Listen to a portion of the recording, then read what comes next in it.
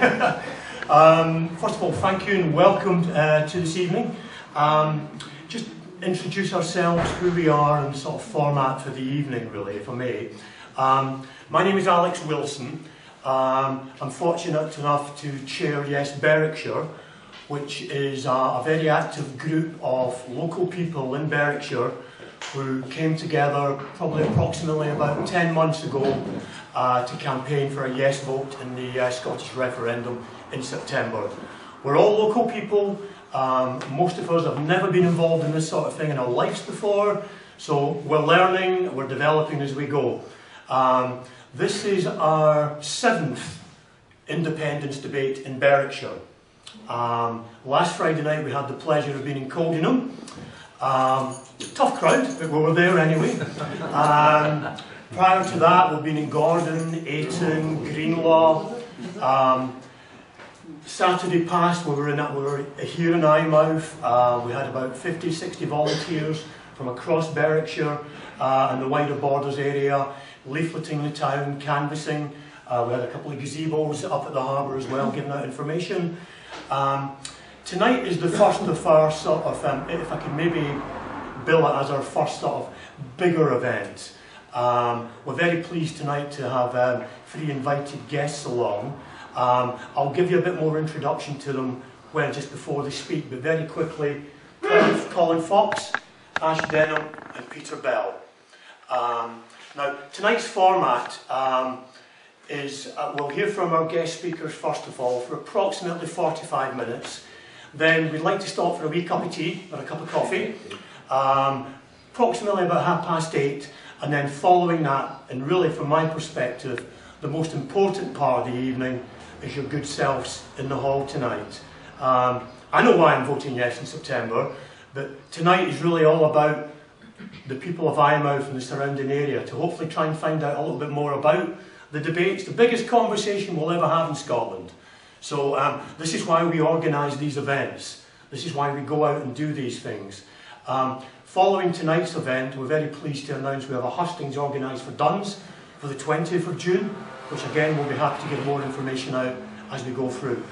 Could I please encourage everyone, say tonight is really all about your good selves. We've produced these little questionnaire forms. What we'd really be keen to do is to invite you to fill these in. My colleagues at the door have lots of these forms. There'll be a little break at the interval as well if you'd like to fill them in there and then. And then what we'd like to do once we get into the Q&A is we'll elicit questions from these forms to start with, and hopefully that will generate debate within the room. So that's our aspiration for the evening. Planning to finish about maybe 9:30, 9:45. We'll just really see how it goes. In terms of domestics, we've no plans for a fire tonight. If there is one, get out. Okay? There's water there, so you'll be perfectly safe. Ladies and gents, toilets are down the bottom to the right-hand side. And I think finally, we are videoing this tonight. We won't be doing any shots of the audience, so please don't worry, unless you explicitly would like to be on a video that will go on YouTube and hopefully go around Scotland and the world. But we're certainly videoing it tonight. We think it's a very good thing to do because it gives people who cannot make tonight to come to actually hear what we're saying. And obviously for those that are in the sort of yes community, if you like, they'll be well aware of how popular these videos are and these sort of events are. Very quickly, this has been a very busy week for the borders as well. I know that last night Ash was speaking in Stow. There was also an event in Walkerburn last night, and I know there's a further event on Friday night in Galashiels Rock Fest as well. And I understand that Leslie Riddick will be in Melrose on June the 10th, if memory serves me right, at the Corn Exchange. So lots going on. Once again, organised by local people in the borders. This is what it's all about. So finally, thank you all for coming. It's very much appreciated. What I'd like to do now is introduce our first speaker, Peter A. Bell. Some of you may know Peter from Facebook and various other activities. I'll just a little bit of background on Peter before we start, if I may. Peter's a lifelong advocate of restoring Scotland's rightful constitutional status. He's originally from Dunfermline, and he moved to Perth in 1992 and now regards Perth as his home. Following redundancy for the third time, that's unlucky, and vowing never to be an employee again, Peter returned to Perth College to study communications. He subsequently ran his own corporate communication consultancies for 15 years before giving this up in 2012 to devote all his time and efforts to the Yes campaign. Now, Peter is currently an SNP member. His activities mainly focus on campaigning online and through social media. His other activities include writing articles for magazines, doing radio broadcasts, helping to organise Yes events and public speaking engagements such as this. Peter was recently described in a Big Issue article as a leading cybernat, an epitaph he regards as a compliment, but describes himself as a thinker, a listener, a reader and a writer, adding, "None of the attitudes are immutable, none of my conclusions are final, and none of my opinions are humble." And I'm pleased to say that Peter's fee for tonight is a pint afterwards. So, thank you for coming, Peter. I'll introduce Peter Raybell.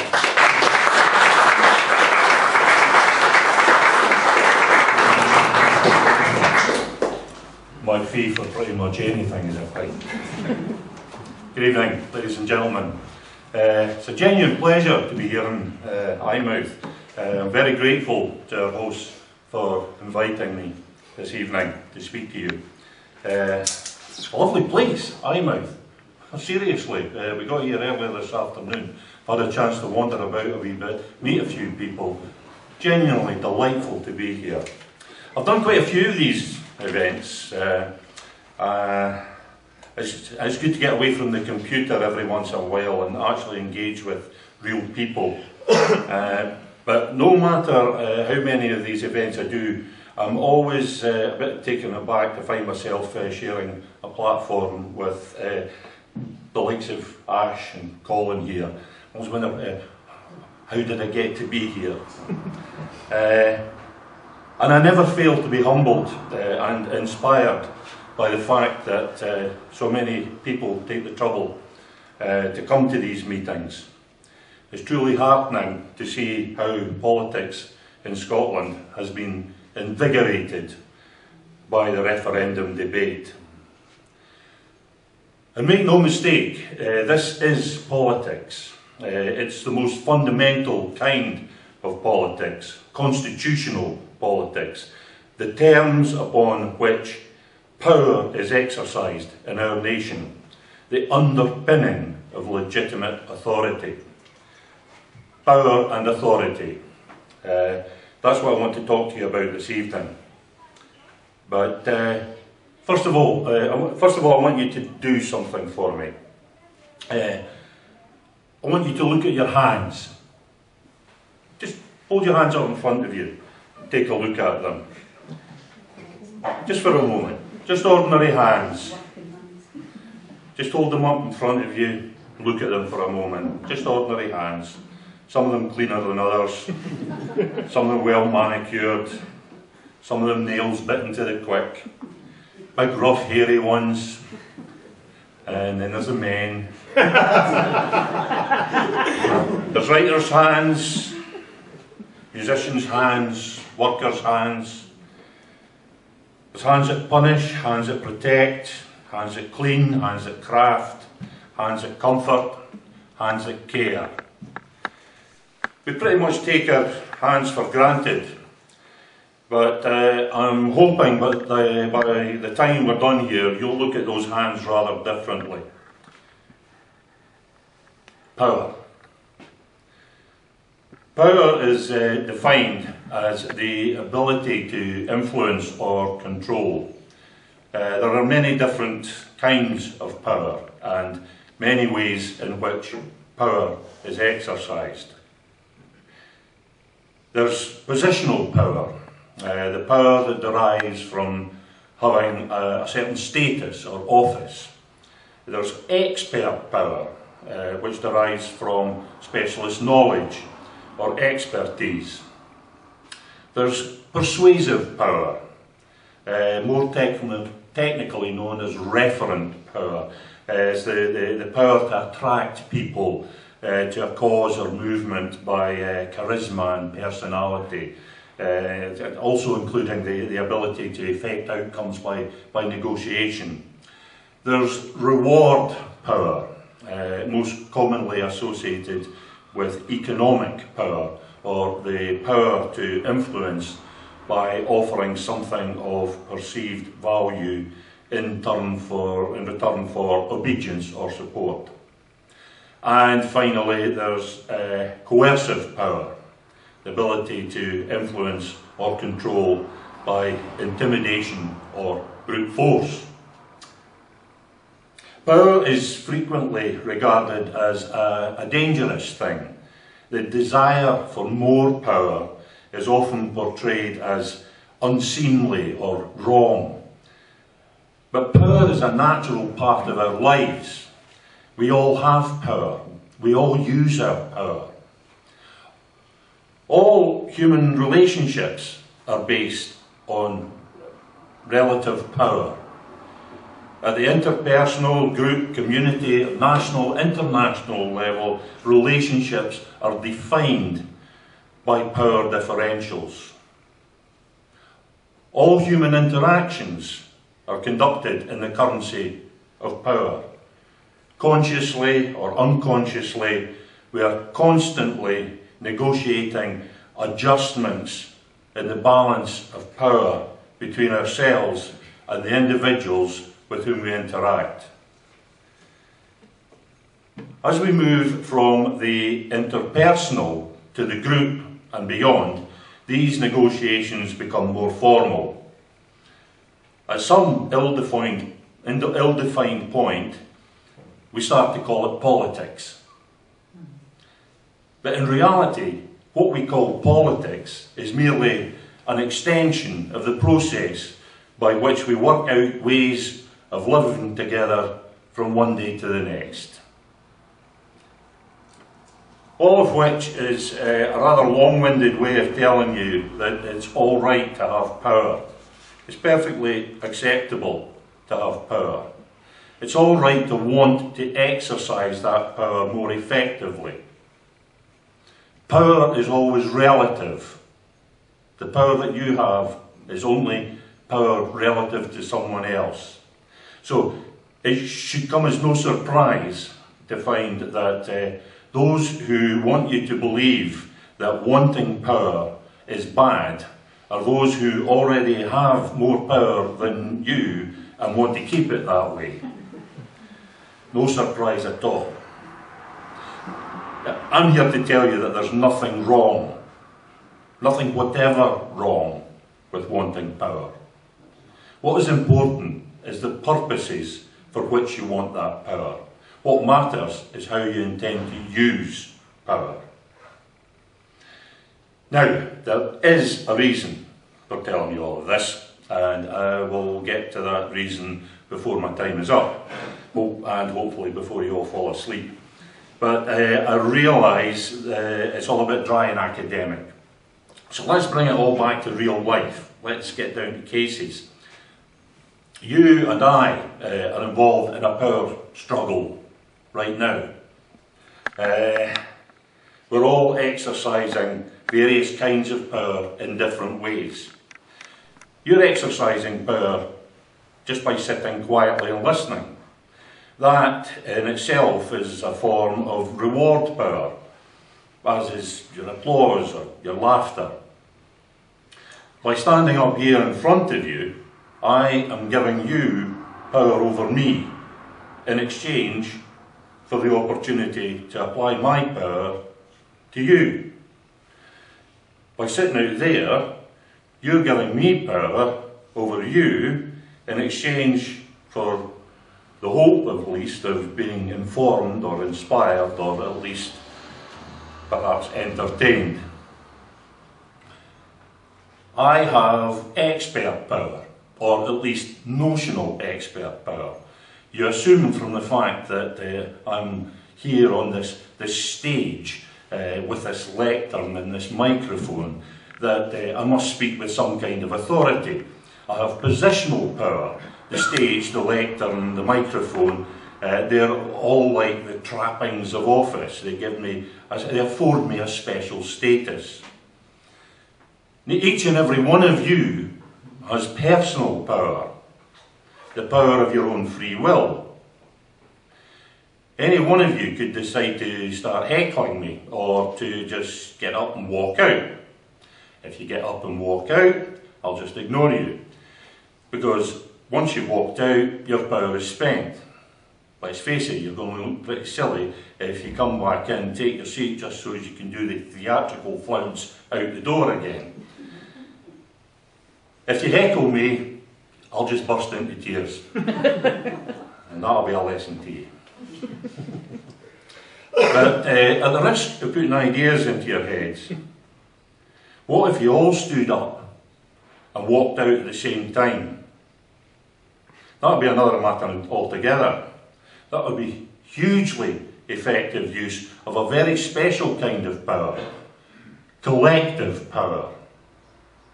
By this, I do not mean mob power, which is directed by the base urges of the hive mind, nor do I mean power of the regimented masses under military command.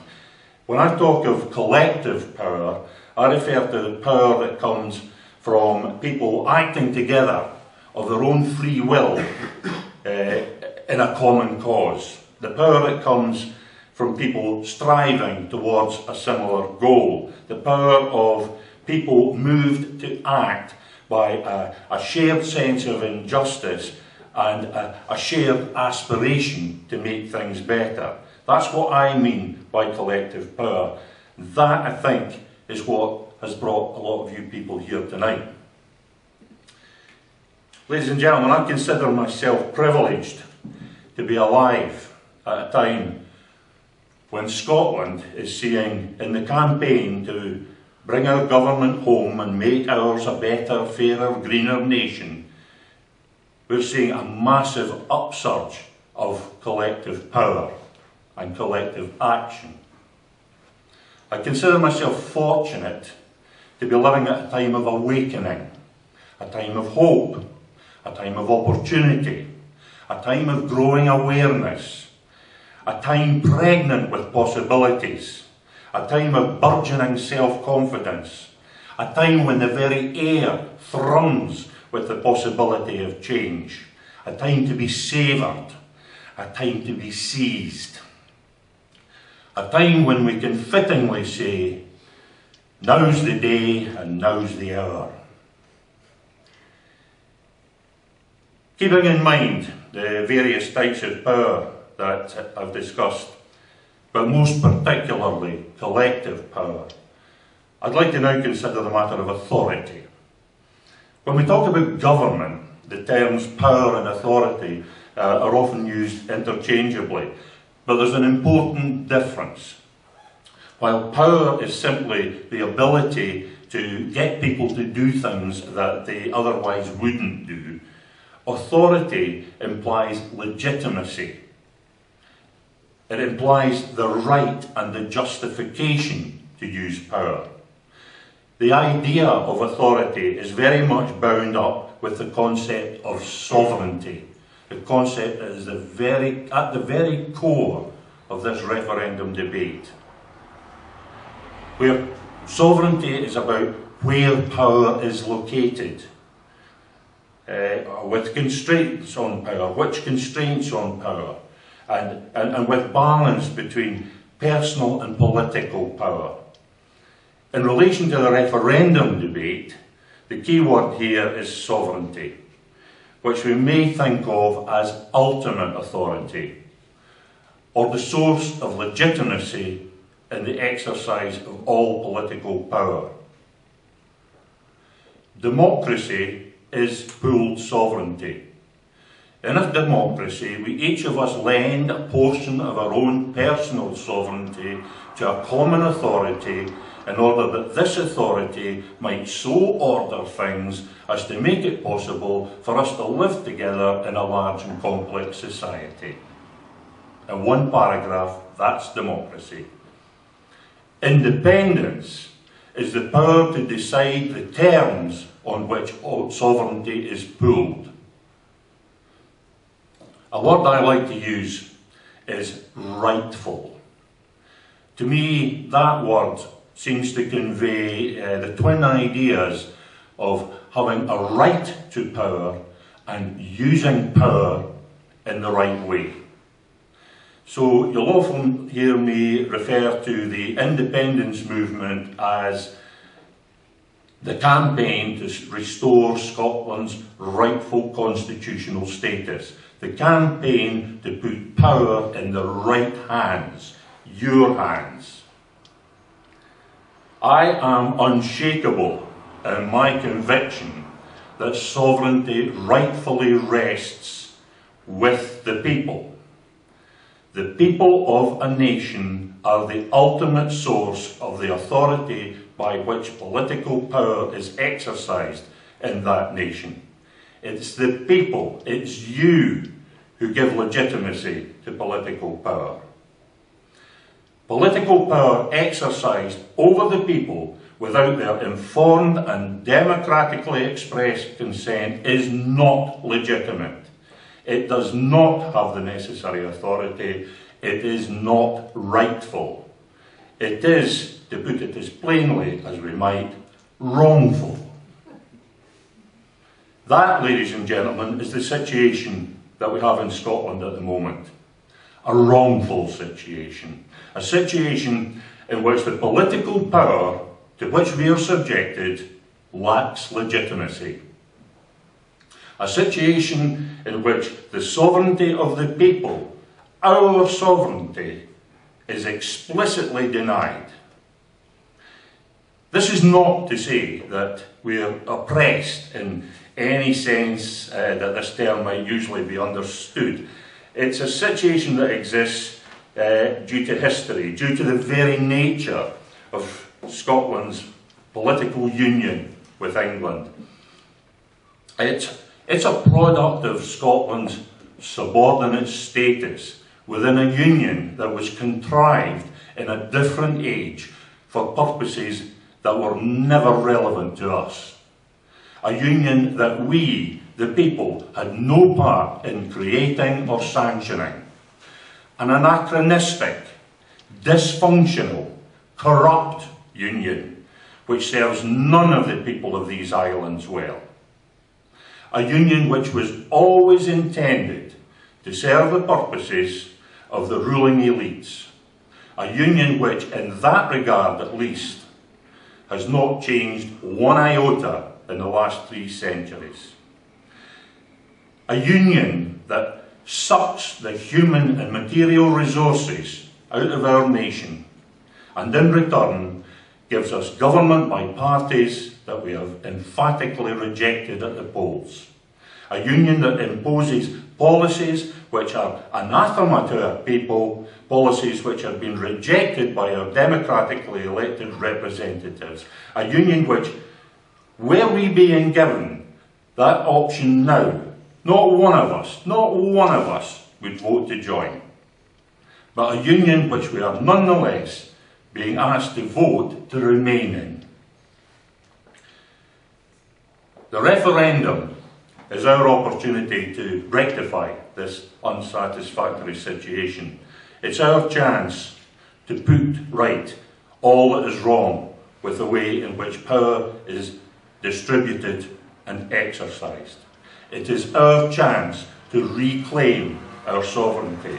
It's our chance to lay claim to the power that is rightfully ours.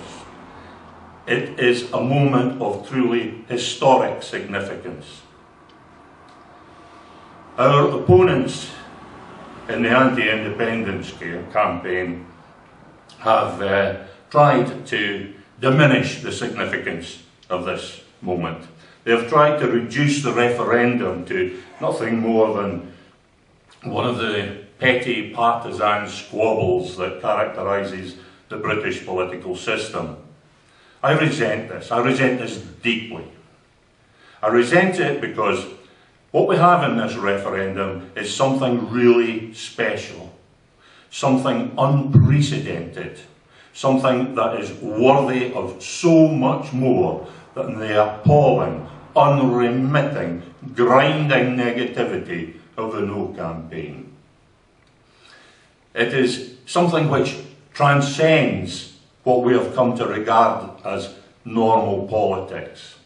It is certainly something which transcends the cold, soulless calculations of dismal accountants.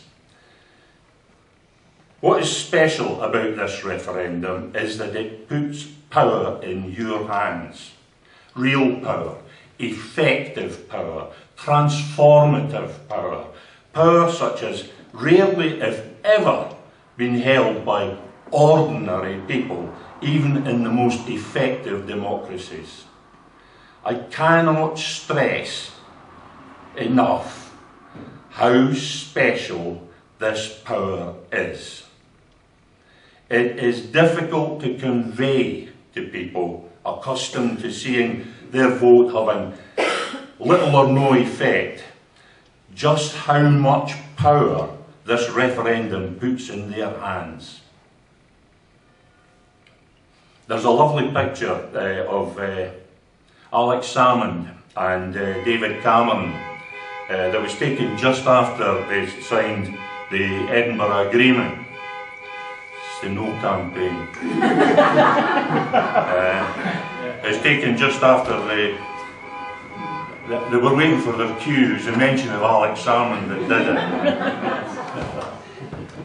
It's a picture that was taken of Alex Salmond and David Cameron just after they signed the Edinburgh Agreement, in which Salmond looks like he's struggling to stem the rising tide of smugness within himself, and Cameron is slapping his forehead as if he's only just realised what he's done. I like to imagine that there was a conversation and they just signed the thing and they went outside and Alex says to him, "You realise what you've done?" And he explains to him in a couple of short lines exactly what that agreement means, and Cameron goes, "Oh, I never realised." Alex Salmond was entitled to be very satisfied with himself because what he and his team gained with the signing of that document was huge. With the signing, I could do a full 20 minutes, half hour just on the political and constitutional significance of the Edinburgh Agreement. I won't. I'll simply say that with the signing of the Edinburgh Agreement, the British state effectively recognised Scotland's status as a nation. Now remember, the British state had previously denied Scotland's status as a nation, saying that Scotland had been extinguished by the Acts of Union. The Edinburgh Agreement recognised Scotland's status as a union with a right to self-determination. The agreement also had the effect of tentatively accepting the sovereignty of the people of Scotland, contrary to the doctrine of parliamentary sovereignty that underpins the British state. I say tentatively because, in strict legal terms, the British state could simply overrule the referendum. No matter how decisive the yes vote, Westminster could, in theory at least, simply decide to ignore the result. In reality, of course, that's unlikely to happen for a variety of reasons, not least international pressure. But the fact that the ruling elites of the British state could, with perfect legitimacy in terms of its own constitution, ride roughshod over the democratic will of the people of Scotland vividly demonstrates just how broken the British state is. The referendum is our chance to fix things. It's our chance to get out of a broken system and create something better.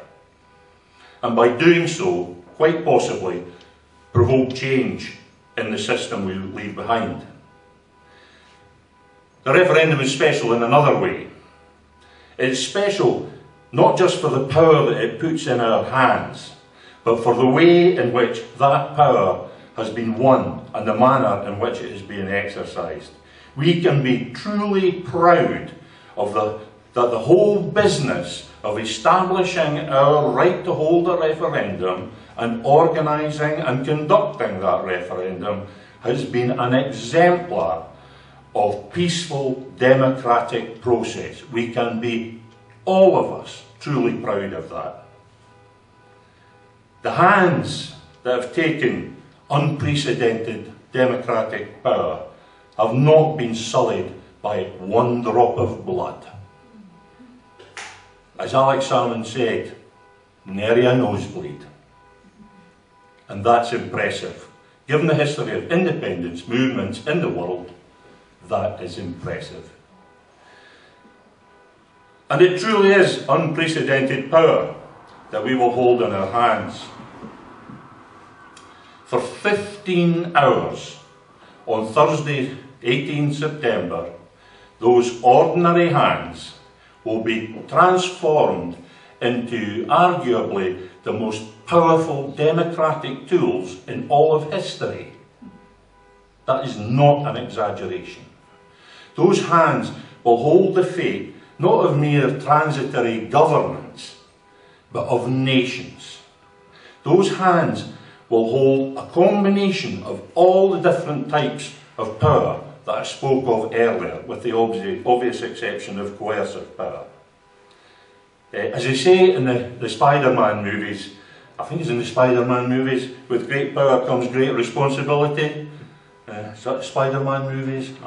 I spend too much time on the internet to be watching the movies. With great power comes great responsibility. As you use this power, you'll have to ask yourself some serious questions. Not questions about whether you will be a few pounds better off or a few pounds worse off. Nobody can answer those questions meaningfully, and it's likely that every attempt at an answer that you've heard, ruling out the most obvious, ridiculous scare stories, every answer that you've heard is as likely to be right or wrong as any of the others. The one thing that you need to know about economists is that they are nearly always wrong about nearly everything. In all of history, no economist has ever predicted any significant economic development or disaster. Not once. And yet, they're trying to tell us that we're going to be a few pounds better off 20, 40 and 50 years in the future. Pshaw, I say. The question that you will have to ask yourself, the questions I should say that you will have to ask yourself, are much more fundamental and vastly more important. They're questions about power and authority. Questions about who should exercise power in our nation. Questions about who has the authority to bestow and constrain power in our nation. Questions about where sovereignty lies in our nation. I've tried to convey some sense of the awesome nature of this power that we will hold in our hands on the 18th of September. I know that you will use that power thoughtfully.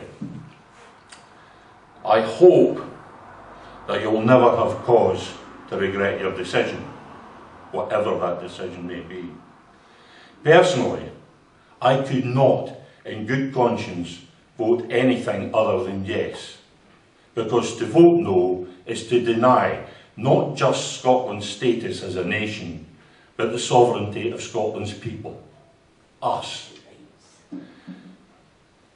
All that I ask is that you respect the power that you hold in those hands, because I know that respecting that power and seeing the wisdom of keeping it in the hands of the people of Scotland, you too will surely vote yes. Thank you.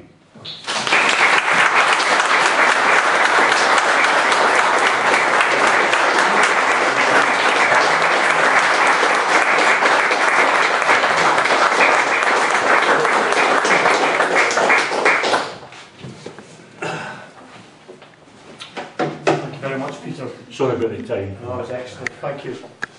I think that's 2 pints away now, mate. After that one. This is why we have invited guests. That's what tonight is all about. So thank you very much. That was wonderful. We'd just like to move on now, and I'd like to introduce you to our second guest speaker for this evening, Ash Regan Denham. Just a quick introduction to Ash again, if I may. Ash, some of you may know Ash. She's a parliamentary lobbyist for the think tank, the Reed Foundation, or the Colin Wheel, and I'm sure some of you in the audience are aware of that as well tonight. And I would also like to now suggest that she's a valued colleague and friend under the wider Yes Scottish Borders banner. Ash was here on Saturday as well, helping us, knocking doors, and we done some canvassing together actually, comparing notes afterwards. Ash here tonight is here in her capacity to represent Women for Independence, another wing of the Yes campaign, another aspect of the Yes campaign, which I think is maybe not touched upon enough, but it's wide, and it's as wide as the Clyde, if you like. There are so many different groups involved in the Yes movement. I think my favourite one recently was Dark Forces for Yes. Some of you may have been aware of it, following Lord Robertson of Ellen's speech in Washington a couple of months back. Anyway, and I came across one yesterday, Really Bins for Yes. So, you know. Anyway, back to Ash, if I may. Ash completed a master's degree in international development, and that's given her strong interest in how countries can develop their resources for the benefit of all its citizens. And this is very much part of the message, I think, in the Yes campaign as well. So I'm very pleased to welcome tonight Ash Denham. Thank you.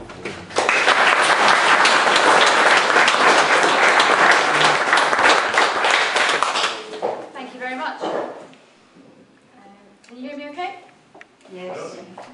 I'm just going to tell you 3 stories that will hopefully illustrate to you why I'll be voting yes and why you might want to think about voting yes as well. So, as is often the case, I heard the ambulance well before I saw it.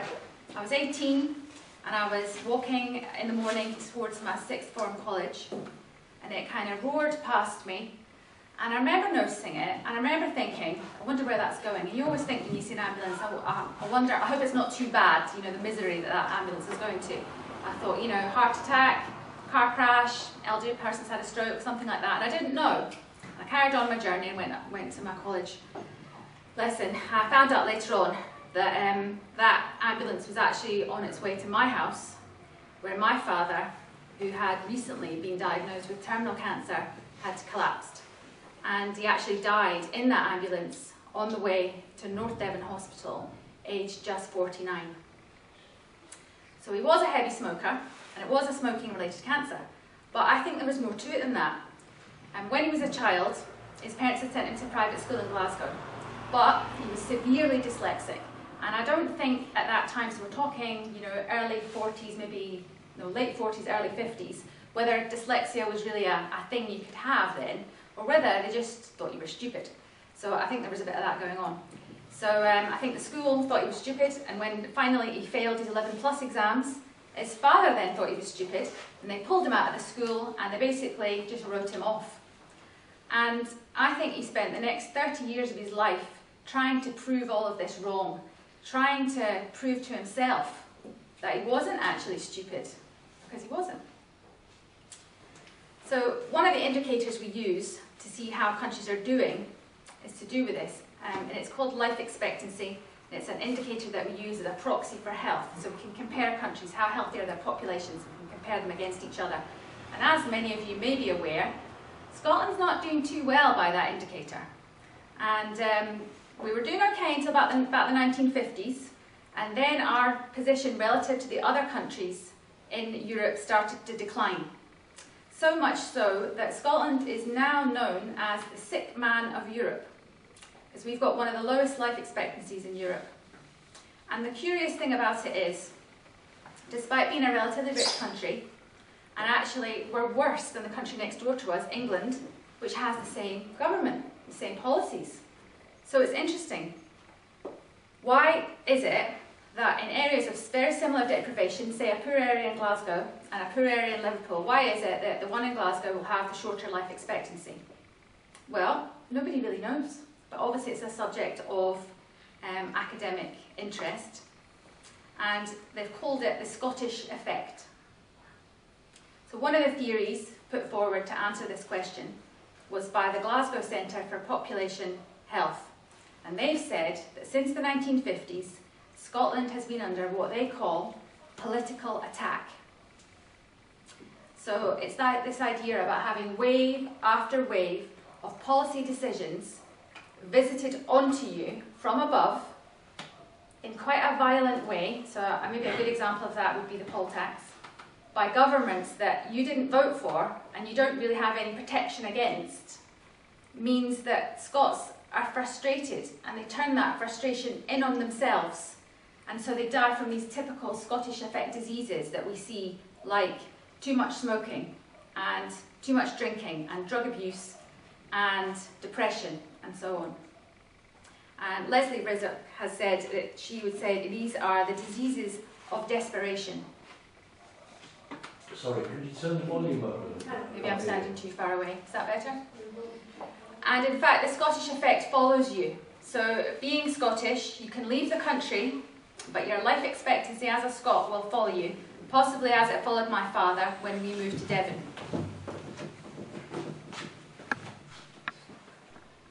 If you move to say, let's say you move to England, you will still statistically follow the Scottish average and not the longer average of the people that live around you.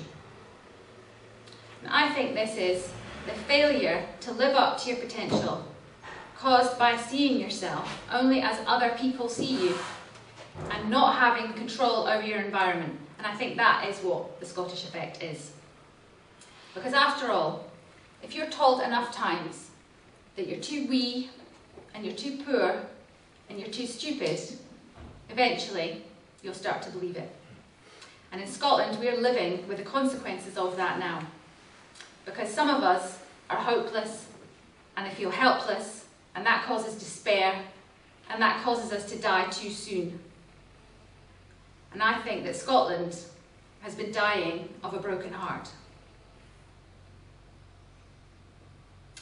So 1992, while I was out dancing to Come As You Are by Nirvana, the Tory Chancellor, Norman Lamont, was quietly introducing the Private Finance Initiative, or as we would know it, the PFI schemes, where private investors, they build and they finance public infrastructure, things like schools and hospitals.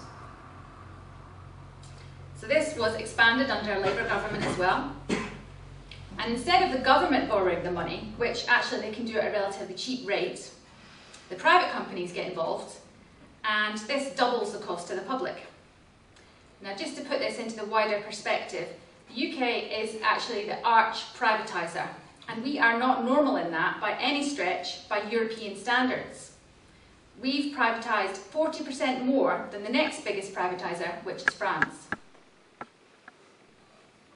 And the latest example of this, of course, is the giveaway of our Royal Mail at a knockdown price. Because private finance is always hungry for more public goods that they can plunder for profit. And this was their chance with PFI to get into the huge markets and therefore the huge profit potential of health and education. And who's paying for it? We are. Average profits in the PFI schemes are a staggering 50%. And so this is causing massive problems. Some hospitals are having to hand over a fifth of their annual budgets, and some of them are in financial distress now. In Scotland, PFI is costing £1 billion a year. And because the local authority doesn't own the school or the hospital, no matter what else is happening with cuts or in the economy, those payments must be made. And so the only place where savings can come is in the service, and that's the service that we receive. And to add insult to injury to this whole sorry story is that the UK Treasury has admitted they don't even know if the private financiers are paying any tax on these obscene profits from the PFI because their portfolios are held in offshore tax havens. And just like the UK energy market, this profiteering is allowed or even encouraged by the UK government. And all the while, they'll be lecturing us about the unaffordability of our schools and our hospitals.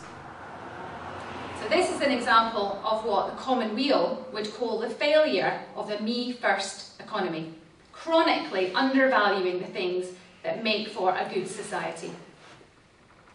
If you're going to let somebody else's economists rule over you and make all of your really, really big decisions, you'd better be damn sure that they've got your best interests at heart. Westminster's drift to the right and Scotland's resoluteness in sticking to the left means we're constantly fighting these policies, forced onto us from above by a government that does not share our values. Westminster doesn't have Scotland's best interests at heart. They don't share our values.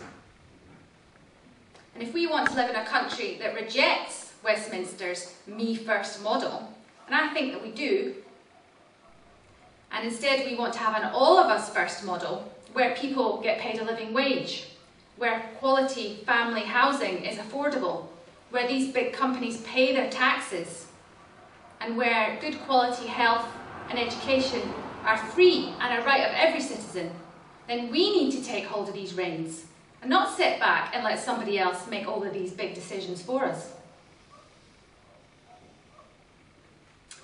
About 7 years ago, my husband and I decided that we wanted to build our own house. I just had it in my head, I wanted to build an eco house. I was a bit obsessed about it.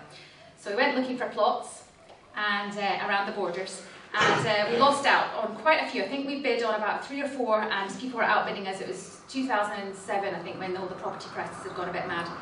So eventually we found one, and we bought it. And I think the reason we were able to buy it is because it's basically like that. It's a really steep slope. And I think the other people that had maybe looked at it to buy had just thought, do you know what? This just looks like it's a bit too much trouble and it's just going to be too difficult, and so they didn't bother. I suppose we were, maybe I was what you would call a naive optimist at that point, and I just thought, oh, I'll be fine. So the next thing you've got to do if you're building a house is you have to get an architect on board, you need to do your plans and so on. So I had an architect lined up, I brought him to the site, and he took one look at it and he said, you cannot get a house on here. Well, I was just devastated by this. I thought, I bought this plot, you know, maybe I've screwed up my family's future, this is a complete disaster. Anyway, it was quite a nightmare for a few days. I thought, no, just keep going. So I persevered, and eventually I did find an architect that could do a design that would fit onto the plot. And the funny thing was that every time I had a meeting at a plot, everybody that I met there, and it was mainly guys actually, they couldn't resist the opportunity. So, you know, it was whole-age people or people making deliveries, ground workers and so on. They just couldn't, they'd always, before they left, they'd always say to me, oh, this is going to be a nightmare, this is going to be too difficult, oh, I just can't see how this can be done. I was like, I heard it enough times after all, I just thought, fine, whatever. Anyway, I did have problems. It wasn't without its challenges, this build.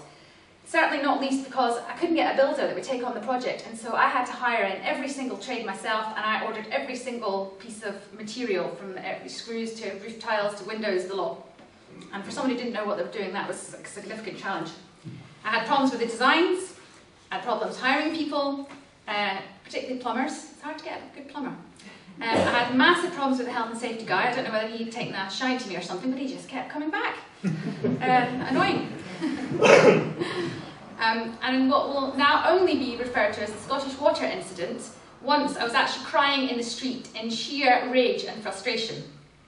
But even after having to fire 4 different sets of plumbers and a rainwater tank that we never did quite get around to fitting, and lots of other minor mistakes and so on, we did get a house on there, and it's a great house.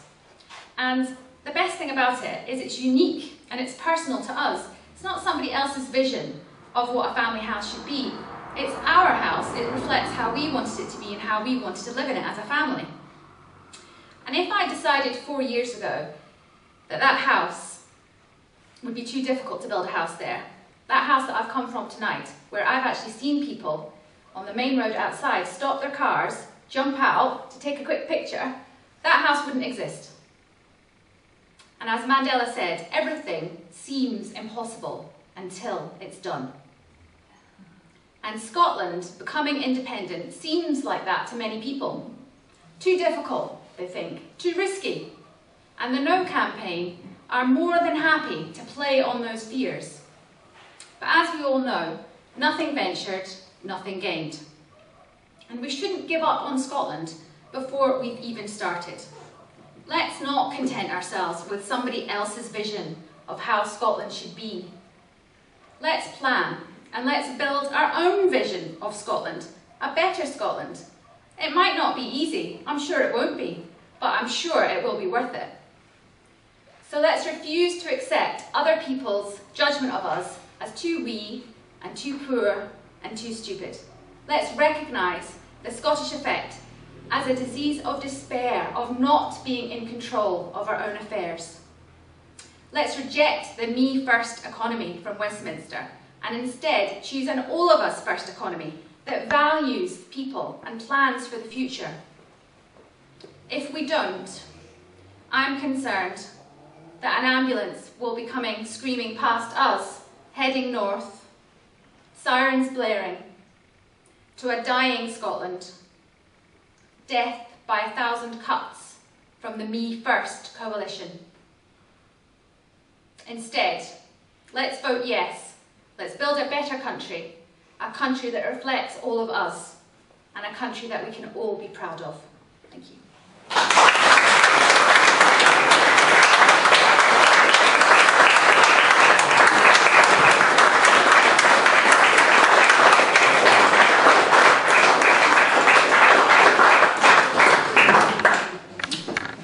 Ash, thank you very much. Excellent. Just move on quickly. I'd like to introduce our third speaker for this evening. Some of you know Colin already, Colin Fox. Colin is national spokesman of the Scottish Socialist Party. Still a word we're allowed to use in Scotland. And is now Scotland's longest serving party leader.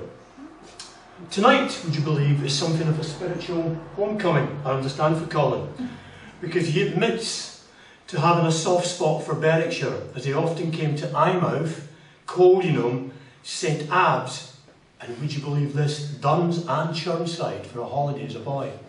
That's how poor I was. I feel your pain, I feel your pain. Born in Motherwell, he now lives in Edinburgh, where he served as a Lothian MSP for the Scottish Socialist Party between 2003 and 2007. Colin sits on the Yes Scotland Advisory Board and is in great demand at public meetings on independence.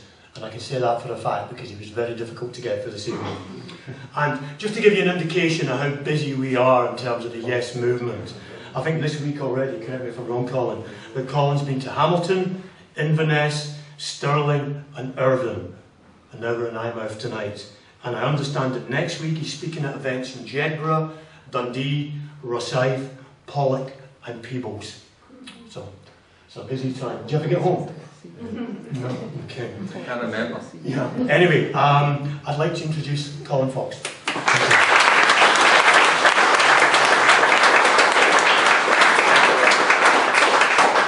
Well, thank you very much, Alex, for that kind introduction, and thank you very much to Yes Berwickshire for inviting me. And above all, thank you for coming, because this is a genuine public meeting about engaging with people who've not yet made up their mind, and hopefully we can impart some information that will help you make your decision in September the 18th. And I think it's fair to say that tonight's meeting in Eyemouth is one of hundreds. It's one of hundreds of Yes meetings that are taking place the length and breadth of Scotland as we build the biggest political grass movement Scotland has probably ever seen, and is certainly the biggest since the anti-poll tax campaign that Ash mentioned 25 years ago. It's that important and that significance. And it's fair to say that this vote that we're going to take in September the 18th is the most important vote Scotland's had in 300 years. That's not to put any pressure on you. You've still got 100 days to go to make up your mind. But for me, working people in Scotland like us have an extraordinary opportunity on the 18th of September to break free of the chains that are imposed upon us by Westminster and establish our own country, our own democratic left-of-centre country that we want to establish. And I stand here as the Scottish Socialist Party's national spokesman, proud to be part of the Yes Scotland coalition.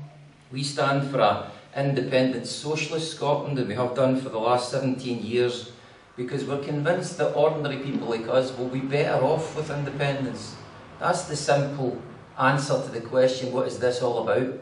And I think people are entitled to a question like that being answered as straightforwardly as that. And I try in the beginning of my remarks to establish things that we already know to be the case. We already know that Scotland is a nation, don't we? Scotland is a country. We're a nation. We're not a province of anywhere else. We're not a province or a region of England, and we're not a region or a province of Britain either. We're a country. We're a nation. And all we're asking for in this vote on the 18th of September is the same democratic right that 260 other nations of the world already take for granted. It's that simple. And I'm a socialist, a trade unionist, have been all my adult life, and I like to make clear that supporting the democratic right of nations like Scotland to self-determination doesn't make you a Scottish nationalist. It makes you a democrat, because it's a democratic right that we're seeking to achieve. And the Scottish Socialist Party stands in the same tradition of John Maclean, the leader of the Red Clydesiders 100 years ago, who led the Red Clydesiders.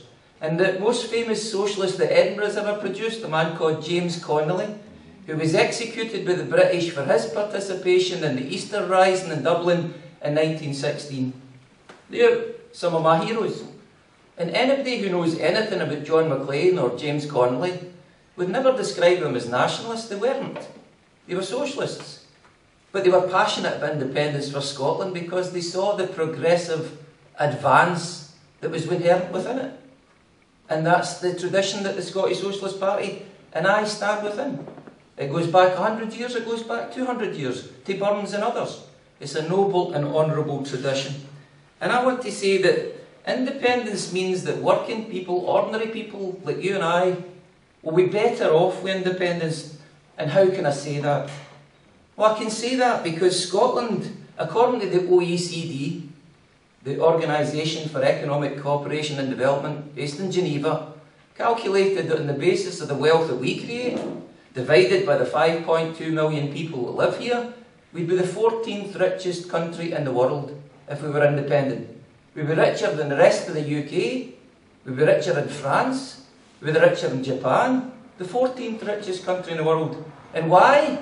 Because like the wealthy, rich countries in the world, Scotland has a diverse array of industries that produce that wealth. We have oil and gas, yes. We also have world-class financial services. We have a renewable energy industry. If I point to the electricity, you know now that Scotland produces a third of its entire electricity output by renewables. We have world-class information technology industries, world-class construction, a world-class food and drink industry that includes, but not exclusively includes, the whisky industry. Aberdeen Angus, salmon, I could go on. We have a tourism industry that's profitable. We have public services that are profitable. And above all, you would forgive me for making clear as a socialist, our most precious asset is you. It's the people of Scotland that are our most precious asset. We've proven over centuries to be enterprising, to be hard-working, talented, learned. We gave the world the Enlightenment. We have shown that our greatest asset is our people itself. And for me, you can point to a vast array of industries, and we can point to the fact that we raise 9.8% of Britain's taxes, despite the fact that we only represent 8.4% of the population. The statistics are important, but I'm not going to give you them because I'm trying to convey a wider image than just the revenues and the statistics. And the only reason I mention this wealth that we know that we have is because on the other side of this debate they would convey the impression to you that Scotland is some kind of economic basket case. We are subsidy junkies. We couldn't possibly stand on our own 2 feet if we weren't constantly bailed out by London and the southeast of England. And it's nonsense.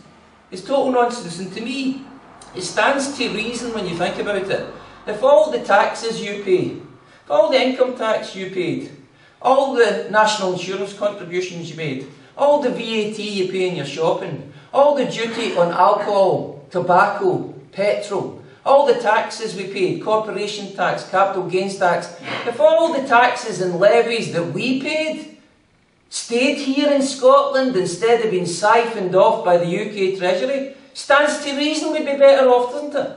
Stands to reason. And for me, the essence of this debate in independence is not about that at all. For me, it's perfectly clear Scotland would be wealthier. We'd have a great deal extra revenues.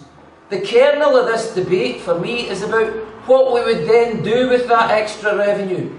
Because Scotland in the 21st century belongs to Britain. We're part of Britain that is the fourth most unequal country in the entire world. The gap between the very rich and the poor, fourth worst in the entire world. And you've seen this for yourself a couple of weeks ago when the Sunday Times produced their annual rich list. Do you remember it? 10 people in Scotland, the top 10, with a combined wealth of £14 billion. 10 people. And that's a measure of these great, immoral, unacceptable inequalities that exist in our society. And when you bring the money down to communities like Eyemouth and counties like Berwickshire and spread it across Scotland, what's the consequence of this great inequalities? It means that Scotland is greatly scarred. It means that there are cities and towns and villages and communities in Scotland where 1 in 3 children live in poverty. 1 in 3 children who don't have the pair of shoes they should have in the winter. They wear the same trainers they wear in the summer. 1 in 3 kids who don't get going on any school trips. 1 in 3 kids that are not properly nourished. In Scotland, in the 21st century, potentially the 14th richest country in the world. That's an outrage. It's an outrage. And it's never going to be solved by Westminster who don't give a damn. And equally, I was driving down, I stopped at Asda, Dunbar to get petrol. I buy the Berwickshire News to see what great coverage we're getting of tonight's meeting in the local paper. Zero, as usual. But I noticed there's a story there about fuel poverty in the borders. For 60% of our elderly in this part of the world are living in fuel poverty. Fuel poverty in Scotland. We've got oil and gas in the North Sea. We've got renewable energy that produces a third. One of the wealthiest countries in the world, and a third of the population of this country can't afford gas and electric bills. Come on! We have 1,000 food banks in Scotland today. I grew up in Muddle, as Alex was saying. My nana and my grandpa told me about the hungry 30s and the soup kitchens that they had to take them and their children to get fed. My granda was a steel worker, blacklisted in the 1930s, never worked for years. And they told us about the poverty of the soup kitchens, and people say, oh Colin, there's no such thing as poverty today anymore.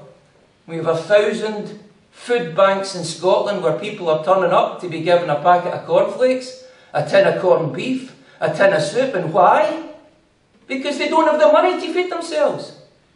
And these are consequences of Scotland's attachment to the Westminster political regime.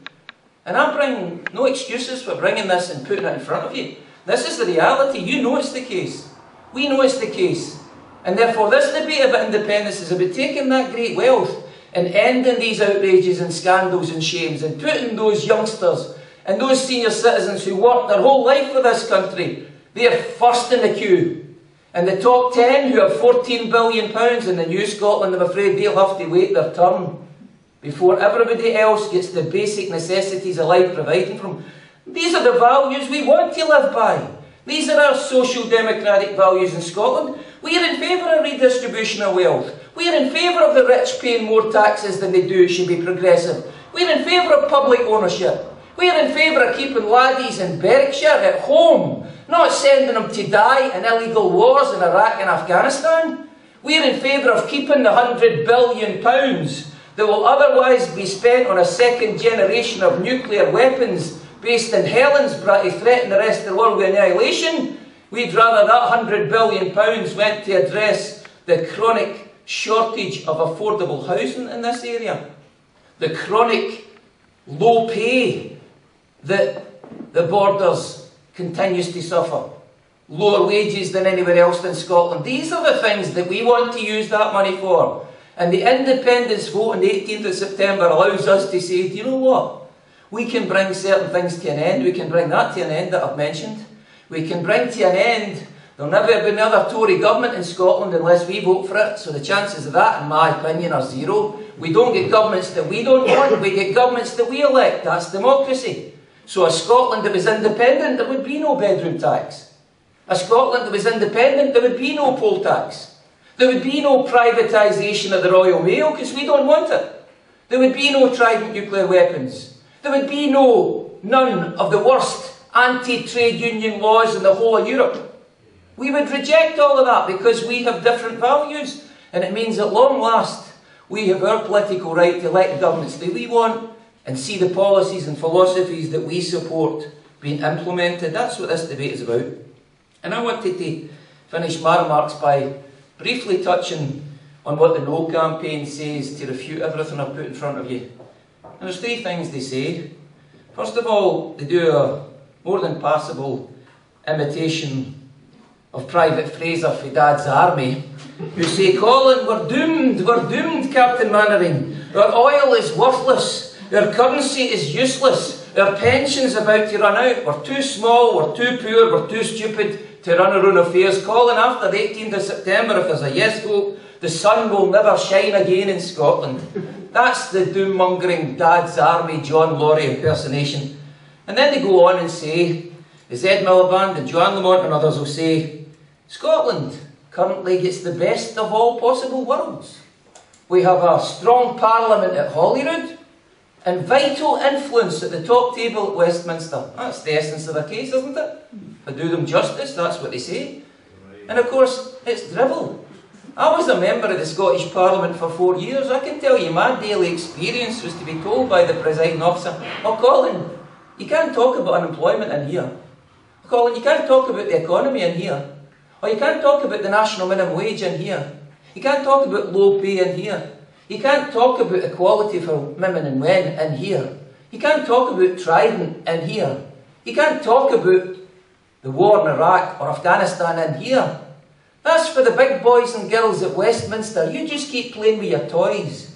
We don't have any power in the Scottish Parliament to address the issues we want. That's what this whole debate's about.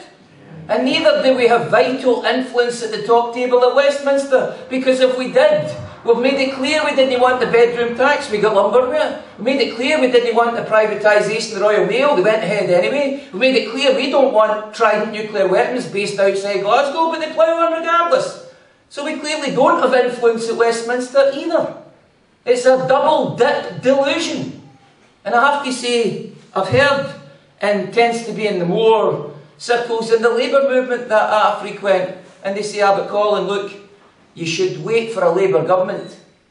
You should vote no in September and wait, and Ed Miliband, Red Ed, he'll come through next May, and your social democratic values, hey presto, Labour will deliver them all. And I show them where my head doesn't zip up the back, and I say, we had 3 Labour governments. We had 3 Labour governments, they were useless. They didn't listen to a thing that we said. Why would you wait in Ed Miliband? Ed Miliband's in favour of 90% of the cuts that the Tories want to implement. Ed Miliband voted for the welfare cap recently. It took Ed Miliband 6 months after the bedroom tax was introduced to come out against it. Why would you wait in Ed Miliband? We're wiser than that. And I want to say this to you, that independence is the only way we're going to advance our progressive agenda. That's the truth. We know that's to be the truth. And the kind of Scotland I want to see is one where nobody's left behind. In this wealthy, 14th wealthiest country in the world, there is no reason for anybody to be left behind. These grotesque inequalities don't happen by the fairies. They happen as a consequence of design policies for that particular end. I want to see a Scotland with full employment and a living wage for everybody who's working. A Scotland without the worst anti-union laws in Europe, where our public services are owned by the public. That's why they're public services. And I want to see a Scotland that's a modern democratic republic, where we have an elected head of state, representative of the people that they purport to serve. And I say that to you, full in the knowledge none of that's going to happen without a yes vote in September. None of it. And so I say in my final remarks, the message I want to convey to you tonight is, vote yes, of course, but get involved in Yes Scotland too, because we need your help. We need your help to persuade your family, your friends, your colleagues, your fellow students. Help us spread the word. And make sure that on the 19th of September, promise yourself this, that when you wake up on the 19th of September and Scotland has voted yes for independence, you can turn to your wife or your husband or your partner, your son or your daughter, your friends, your workmates and say, I did that. I changed the world forever. Thank you. Yeah.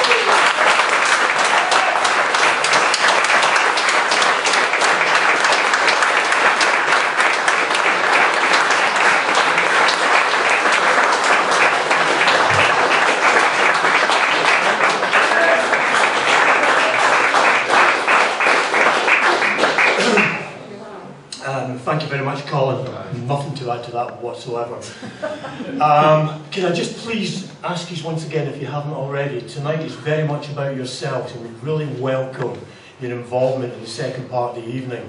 We have these forms here with some colleagues at the back, more than happy for you to fill them in. We'll collate them during the interval, and if we could reconvene in about 15 minutes, and then we'd like to go through the Q&A, but very much like to welcome you to have a cup of coffee or a cup of tea with us now.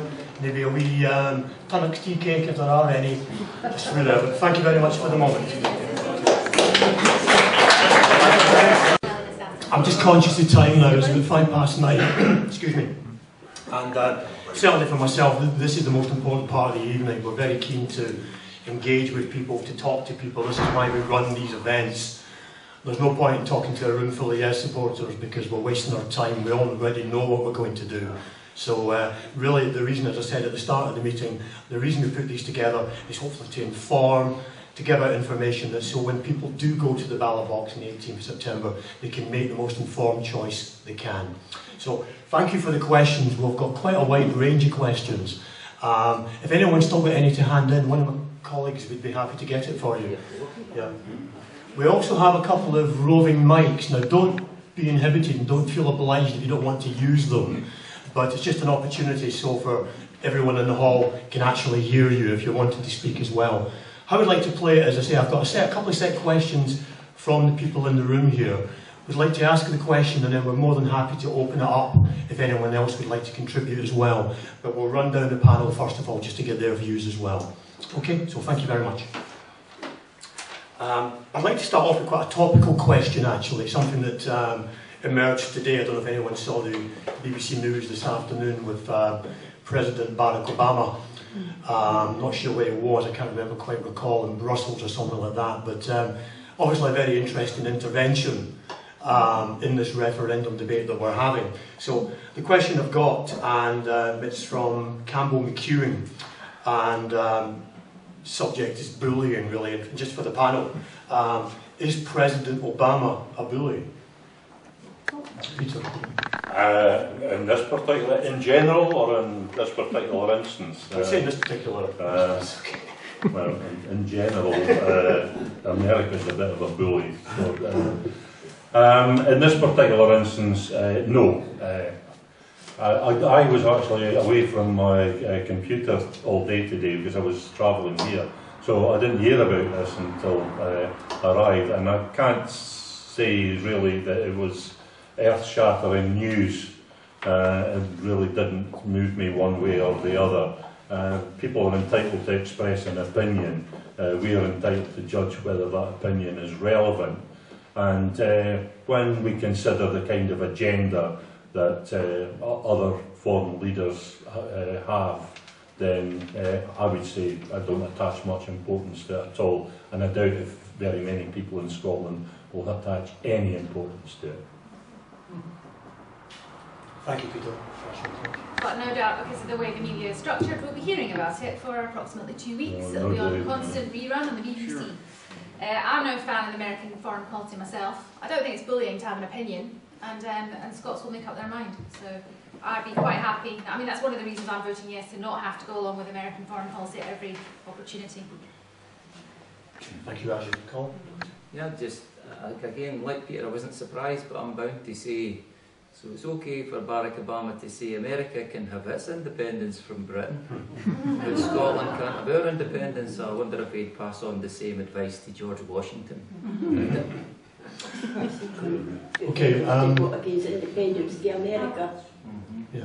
Thank you for your views on that. I'd like to open it up to the floor, please. Yes, sir. Can I raise the point that Mr. Obama meets David Cameron and makes a statement? The Spanish president meets Cameron, makes the same statement. Cameron goes and meets the Portuguese president. Am I missing something here? Or do these statements make the BBC after David Cameron's met them? Are you suggesting some sort of conspiracy here? No. Honourable. Yes. Actually, on that point, we do know that the representatives of the Spanish Prime Minister's party, the Partida Popular, met with Tories at their conference in Brighton. I think it was about a year ago, 18 months ago. We know that they had meetings, so they are colluding. And basically right-wing governments will collude with each other in this way. Whether we think it's right or not that Cameron should be behaving this way, after all, he's supposed to be our Prime Minister as well. He's not acting much like it. Can I just say that actually, because everybody knows I'm on Twitter, the Yes campaign, it was actually tweeted by the Better Together campaign that Obama was going to say it before he said it. Well, no, I don't think anybody actually expected Barack Obama to come out in favour of a yes vote. So there's no great surprise there. I think for anybody that's not aware, Professor Robertson of the University of the West of Scotland and his team, I believe, have been involved in doing a project which is a 2-year academic study where they're looking at the media, and he published his sort of 1 year sort of interim report recently, and they've been studying the output of the TV, so they've been looking at, I think it was 6 until 7 PM in the evening, BBC and STV. Obviously we don't get STV down here anyway, but and his conclusion was that the media is biased against the Yes campaign. And so I would urge anybody that's looking at the news, looking at the BBC, or even reading the papers, you're not really getting the full story. I'm a real fan of people going onto the internet. Sorry, Colin. This is a very good leaflet. It's the I Write one, you might have it on your chairs, on the back. It's all the pro-independence websites. Well worth a look if you've got access to the internet and to get the other side of the story and look into it a bit more for yourself. Is mine on there? Can I just say one other thing about Barack Obama that's dawned on me listening to the audience, that I suppose we should be thankful, that America doesn't want to run this country for us. I'm mindful that America in its past has unfortunately interceded where it shouldn't have, in Chile in the 1970s, in the Congo in the 1950s, in Iran in the 1950s, where they overthrew democratically elected governments. So maybe we should be thankful for small mercies. But Barack Obama, when I heard him in the 6 o'clock news, was saying his reason was that he was looking for a strong ally of America, wasn't he? He wanted Britain to remain a strong ally. And my attitude is, we friends, real friends tell their friends when they're making mistakes. The relationship Britain has with America is a lapdog.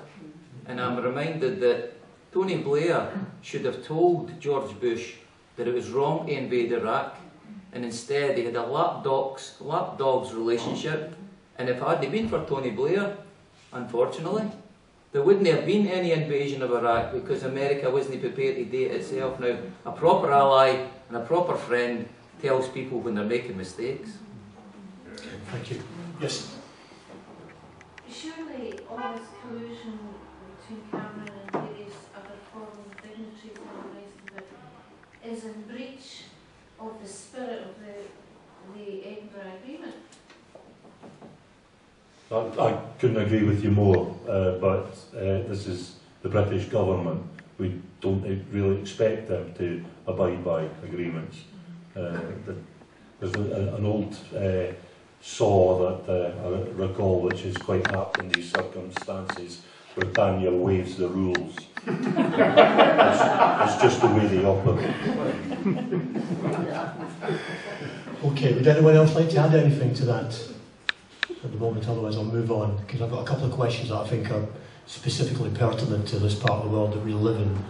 As you're aware, obviously we live in the borders here, and there's a lot of issues, a lot of conversations that we have with people, other concerns about naturally the cross-border movement, the interdependency, the economic consequences and implications of a yes vote in September. And there's a couple of questions here that are relevant to that I'd just like to pick up on now. This is from Mohammed Zahid, hopefully I pronounced that correctly. Got a couple of questions on this actually, another one from Gary Morton, both around the tax side of it. And there's a further question about the NHS I'd like to pick up on as well in a minute.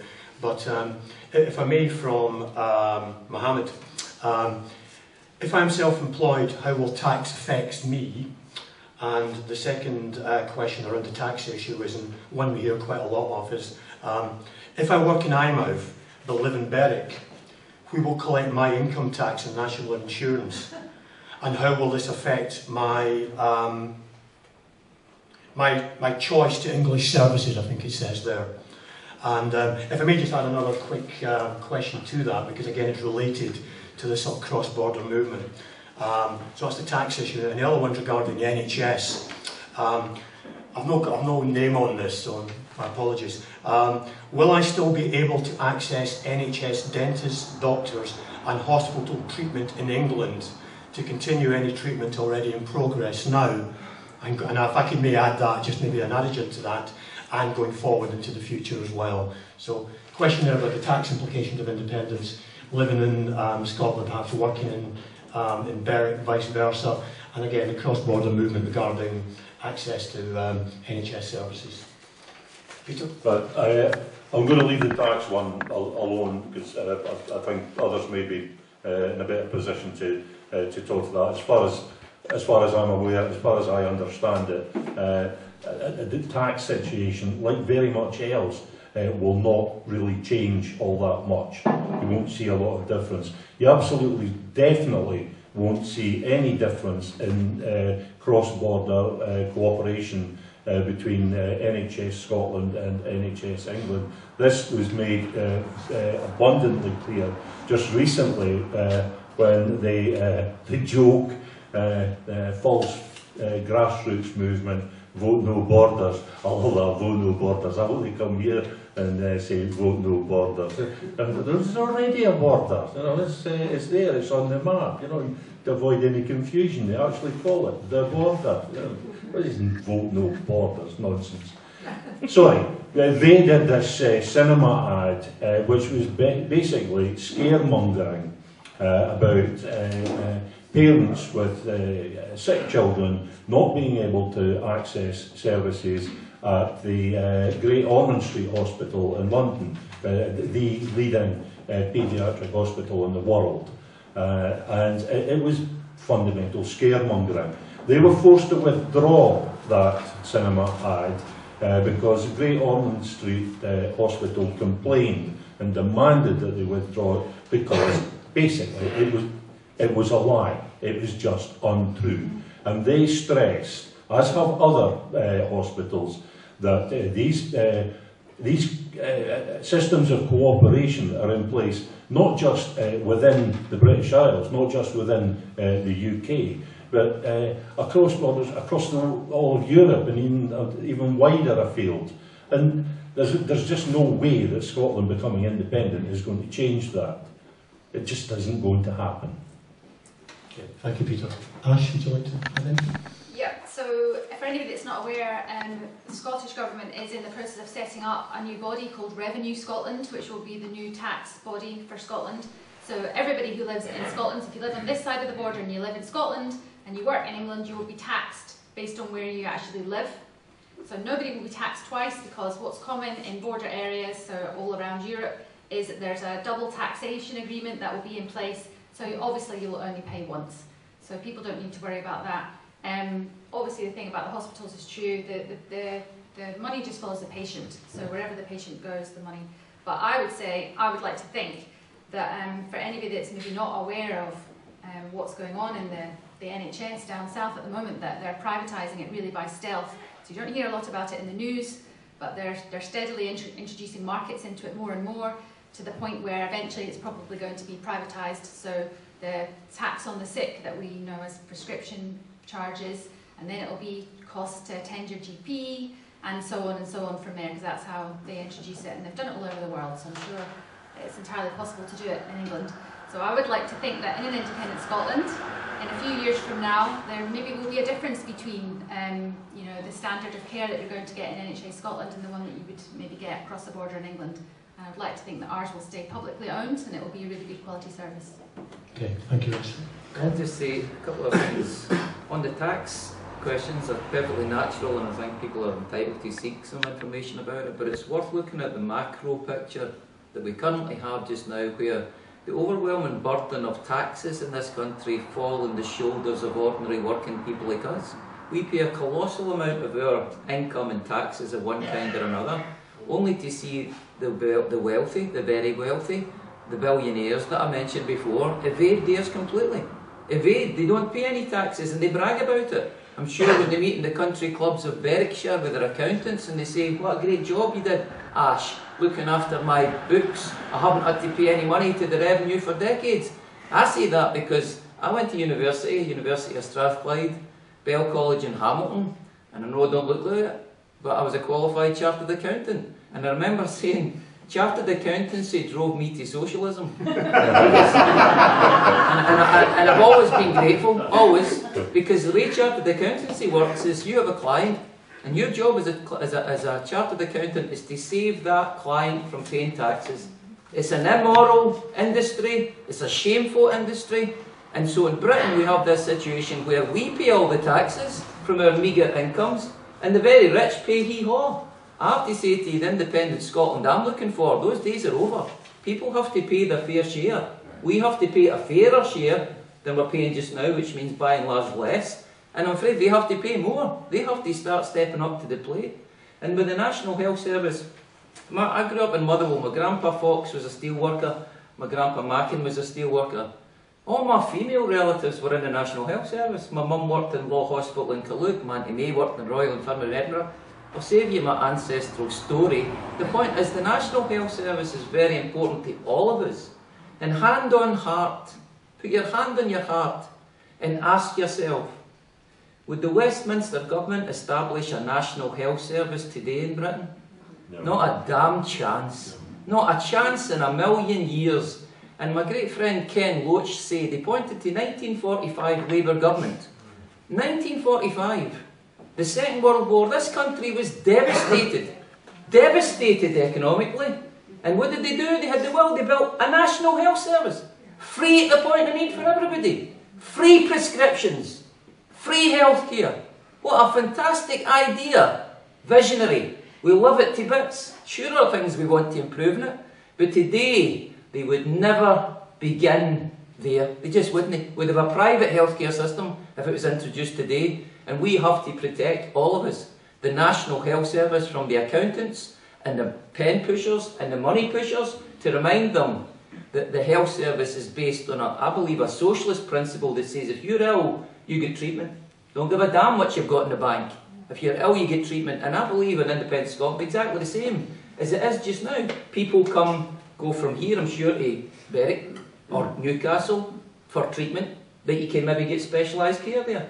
And equally, people from the north of England or the south of England come to Edinburgh, Glasgow. They come. We have people coming on the basis of their treatment and how specialist care is accessed. And one of the things I'm proudest of my time in the Scottish Parliament, I put forward the Members' Bill to abolish NHS prescription charges. And I'm glad to say that the SNP government, to their immense credit, when the Scottish Socialist Party were asked to leave the Parliament, if I put it that way, the SNP picked up the bill and implemented it, and Nicola Sturgeon wrote me a nice letter saying, thanks very much for your work you did, we're going to implement it. And so you now see yourself, closer than anybody in Scotland, in Eyemouth, prescriptions are free. In Berwick, £8 and 5 pence for each item. What a scandal. Yeah.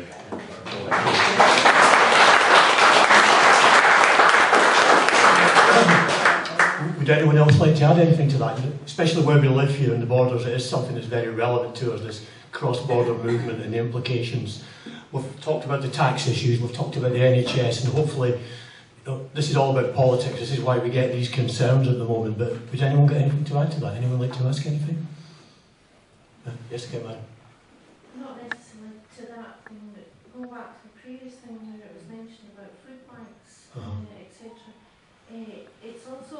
become known that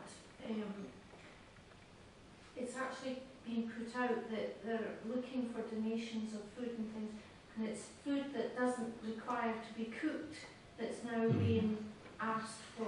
Yeah. Because people don't have the money for the energy costs and all that. So it's not just food banks, it's food banks that can have a food that's eaten cold that doesn't require to be heated up. Yeah. That's how desperate it is. Okay, thank you. Anyone else like to add anything? Yes. Particularly Colin, I would like to ask, since you were a chartered accountant. I don't do it anymore. No, I know, but You're you looking for probably have business. an idea of this. I was self-employed for 26 years.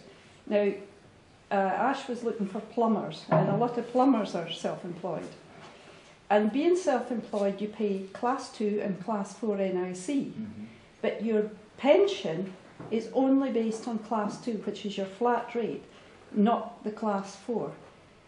How would you think we should deal with that in an independent Scotland? Because it is not fair. That is not fair either. You've got quite small, companies, if you like, individuals who are self-employed, and they're being actually penalised as well. Well, I'm great. I hope you forgive me if I don't give you a chartered accountant's answer, because it's a long time since I've practised. But I tell you what strikes me. My mum and dad are retired now. They're 78. And they're retired with a final salary pension scheme. They got a state pension that I'll never get.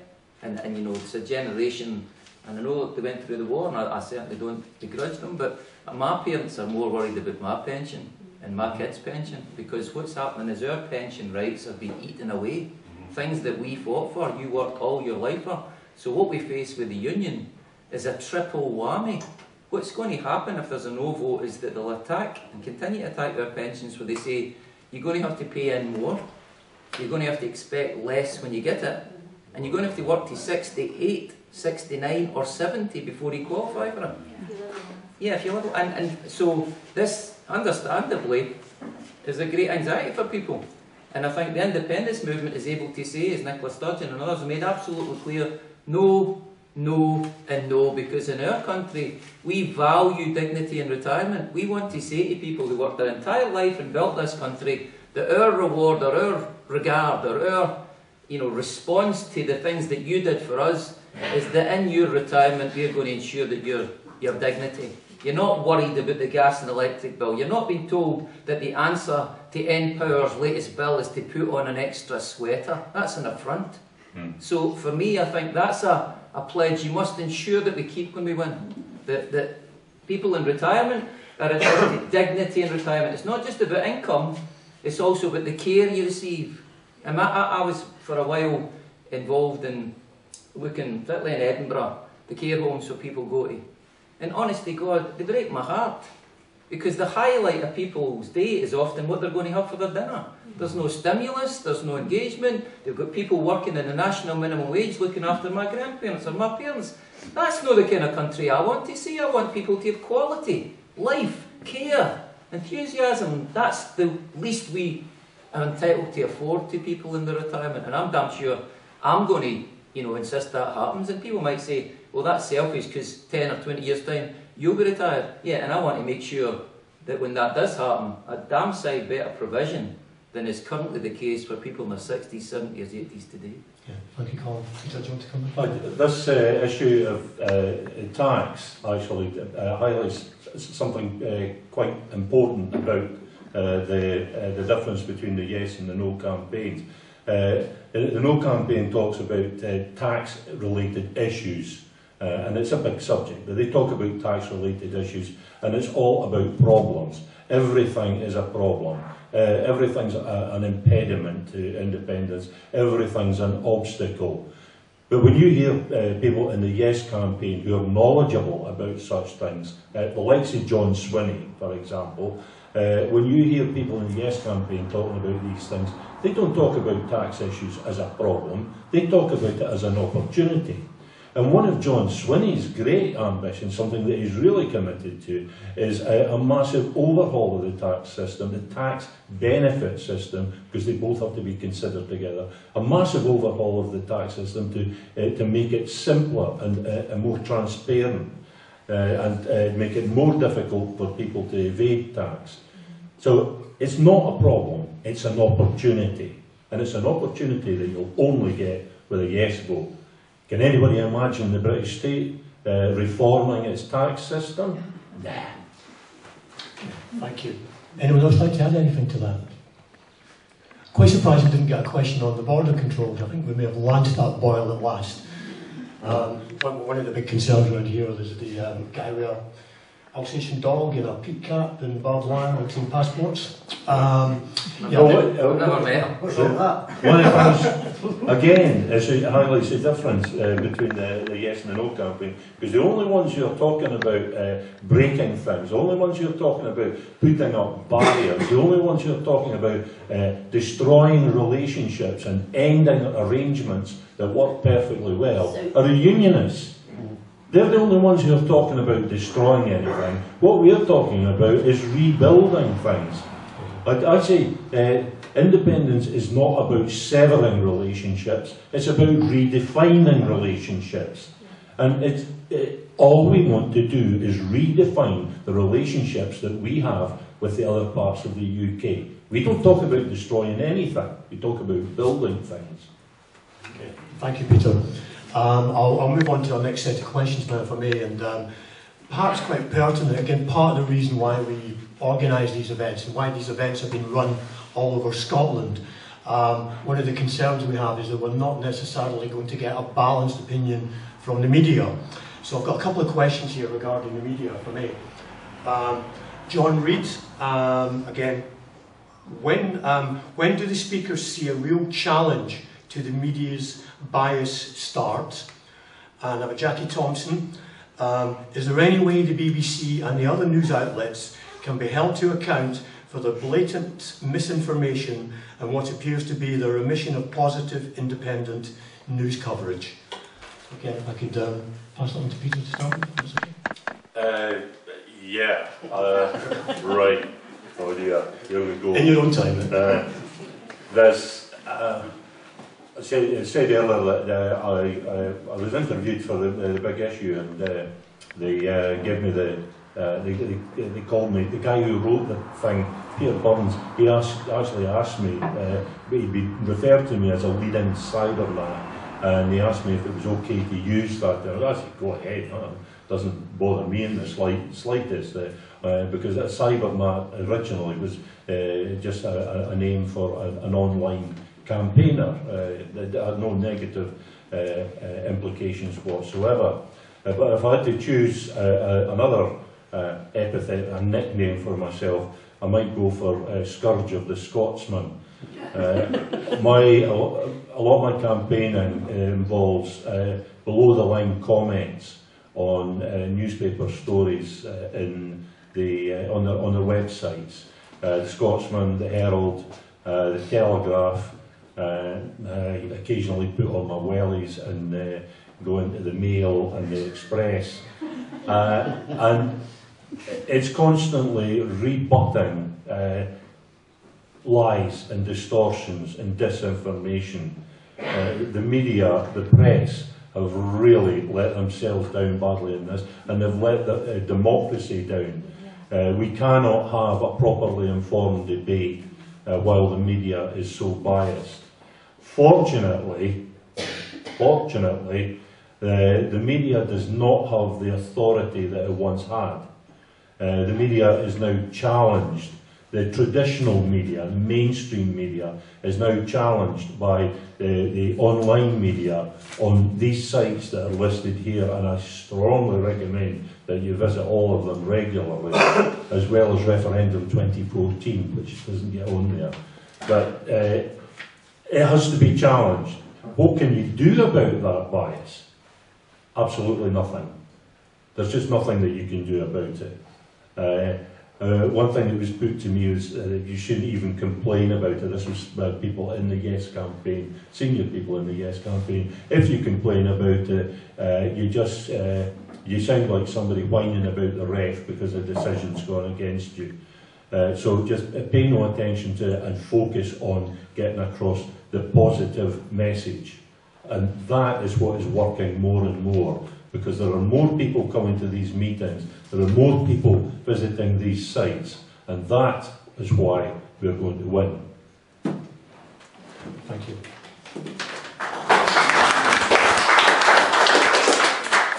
Ash?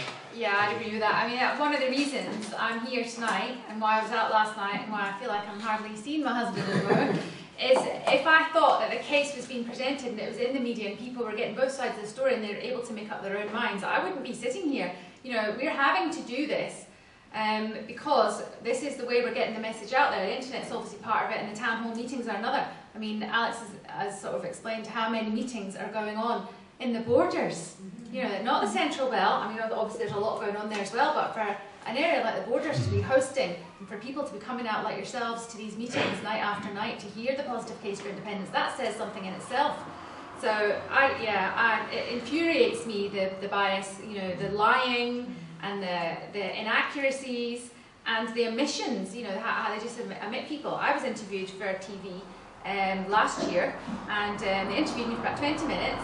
And I thought, oh, this is good, you know, I'm getting, you know, my point across. It was really political what I was saying. I was talking about women and the first past the post voting system and lots of content about why independence would be better for women and so on. And so I eagerly turned on the TV to see the report, switched it on, and there I was on the screen. And then there's one comment that I'd made, I should have known better, about coffee mornings. And that was the only comment that made it into the report. And yet, when obviously they balanced everything, so they had me and then they had a Tory councillor from my local area, and she got to make a political point, but I didn't. So, and unfortunately that's what we're up against. Yeah. Yeah, I agree with you, Ash and Peter. I mean, one of my most common experiences is people think the Scottish Socialist Party doesn't exist anymore. We don't get any coverage anywhere. And of course, you look at this and you say, the politicians go on TV and they like to what's the word I'm looking for? Expound? Yes, thank you, Ash. It's a duet. They like to expound the virtues of democracy. We live in a democracy. And so you're entitled to say, well, where is the democracy when the newspapers and the TV put forward one point of view only? That's the democracy of Hitler, of Stalin, of other places where, like in Britain, they're frightened of democracy. And you have to say that the democracy is very powerful, and the unionists fear it. That's the truth of this. The reason the Yes campaign doesn't go on the BBC, doesn't get coverage in the newspapers, is essentially the other side of paying us a huge compliment. We don't want your point of view putting over here because we're fearful it'll be persuasive. And from the very beginning, the Yes campaign understood that's the nature of the fight that we had. So rather than complaining and protesting outside the BBC and STV all the time, there is a case for it occasionally, and he did it the other day. Rather than spending 18 months to 2 years doing that, we decided that we'd build something far more effective than the BBC or the Daily Record, which is the biggest grassroots political movement Scotland has ever seen. So, for example, the Berwickshire Herald and Advertiser, I see it at Asda, I know I mentioned it before, Michael Moore's got a piece in saying how bad independence is. So I looked through it thinking, well, where's the article that explains how good independence is? Or an advert for tonight's meeting? It's not there. But you're still here because there's other ways of counteracting the bias in the media. And I think, I'm not saying to you that we don't, as Yes Scotland, argue for our position to be heard and criticise and send in protest letters. We do that every day of the week to the BBC and all the other news outlets, right? You can do that and at the same time go on with the job. And I have to say, I'm extremely comforted that we've built the biggest grassroots political movement Scotland has ever seen without any help from the media. And it's exactly the same as 25 years ago. I was involved in the anti-poll tax federations. And again, they weren't supported by the media, but 16 million people across Britain still didn't pay their poll tax. So the grassroots campaigns like this can be very, very effective. And I think, I want to say this to you, just because what we say is we confront the BBC and these other newspapers all the time to say we're entitled here, and a democracy, we're not asking for favours. They get their chance to say, we get our chance to ever say. And tomorrow that very rare event is taking place. I'm on Radio Scotland. And the Brian Taylor big debate, 12 to 1 o'clock, so tune in. There'll be a transmitter failure, I guarantee you. You should all buy the Sunday Herald, by the way. Yes. Would anyone like to? Yes, sir. Could I ask Colin, I see that the National Union of Journalists are actually getting and standing up and complaining that they're being tainted by all the things that are happening by the state, their state masters, and they say that they've taken away the right to work and make a living. Do you think they are being listened to, or they're just being put down? Well, that's a very good question. The National Union of Journalists that I'm in contact with, a full-time official, Paul Holland, and the staff at the BBC are threatening to go on strike over, essentially, they're going to strike over the coverage of this independence referendum. Gary Robertson and other journalists, and I don't know where Gary Robertson stands in independence, frankly, it's irrelevant, but he's losing his job and other people are losing their job to pay for Sarah Smith's fee from Channel 4 and James Naughtie to come up from London on the Radio 4 Today programme and run the BBC Scotland coverage on the radio. Now, for my sins, I listen to Today every morning. I tune into it, I enjoy it, but I have to be honest with you, James Naughtie and John Humphreys in particular, they think they're bigger than the news. They conduct themselves in the same way Paxman does, thinking that he's the story here, he's the news person, we tune in to see him. He's a gumrope, but they tread that line, they step over that line. All of a sudden, their views are apparently, they editorialise like a drop of a hat.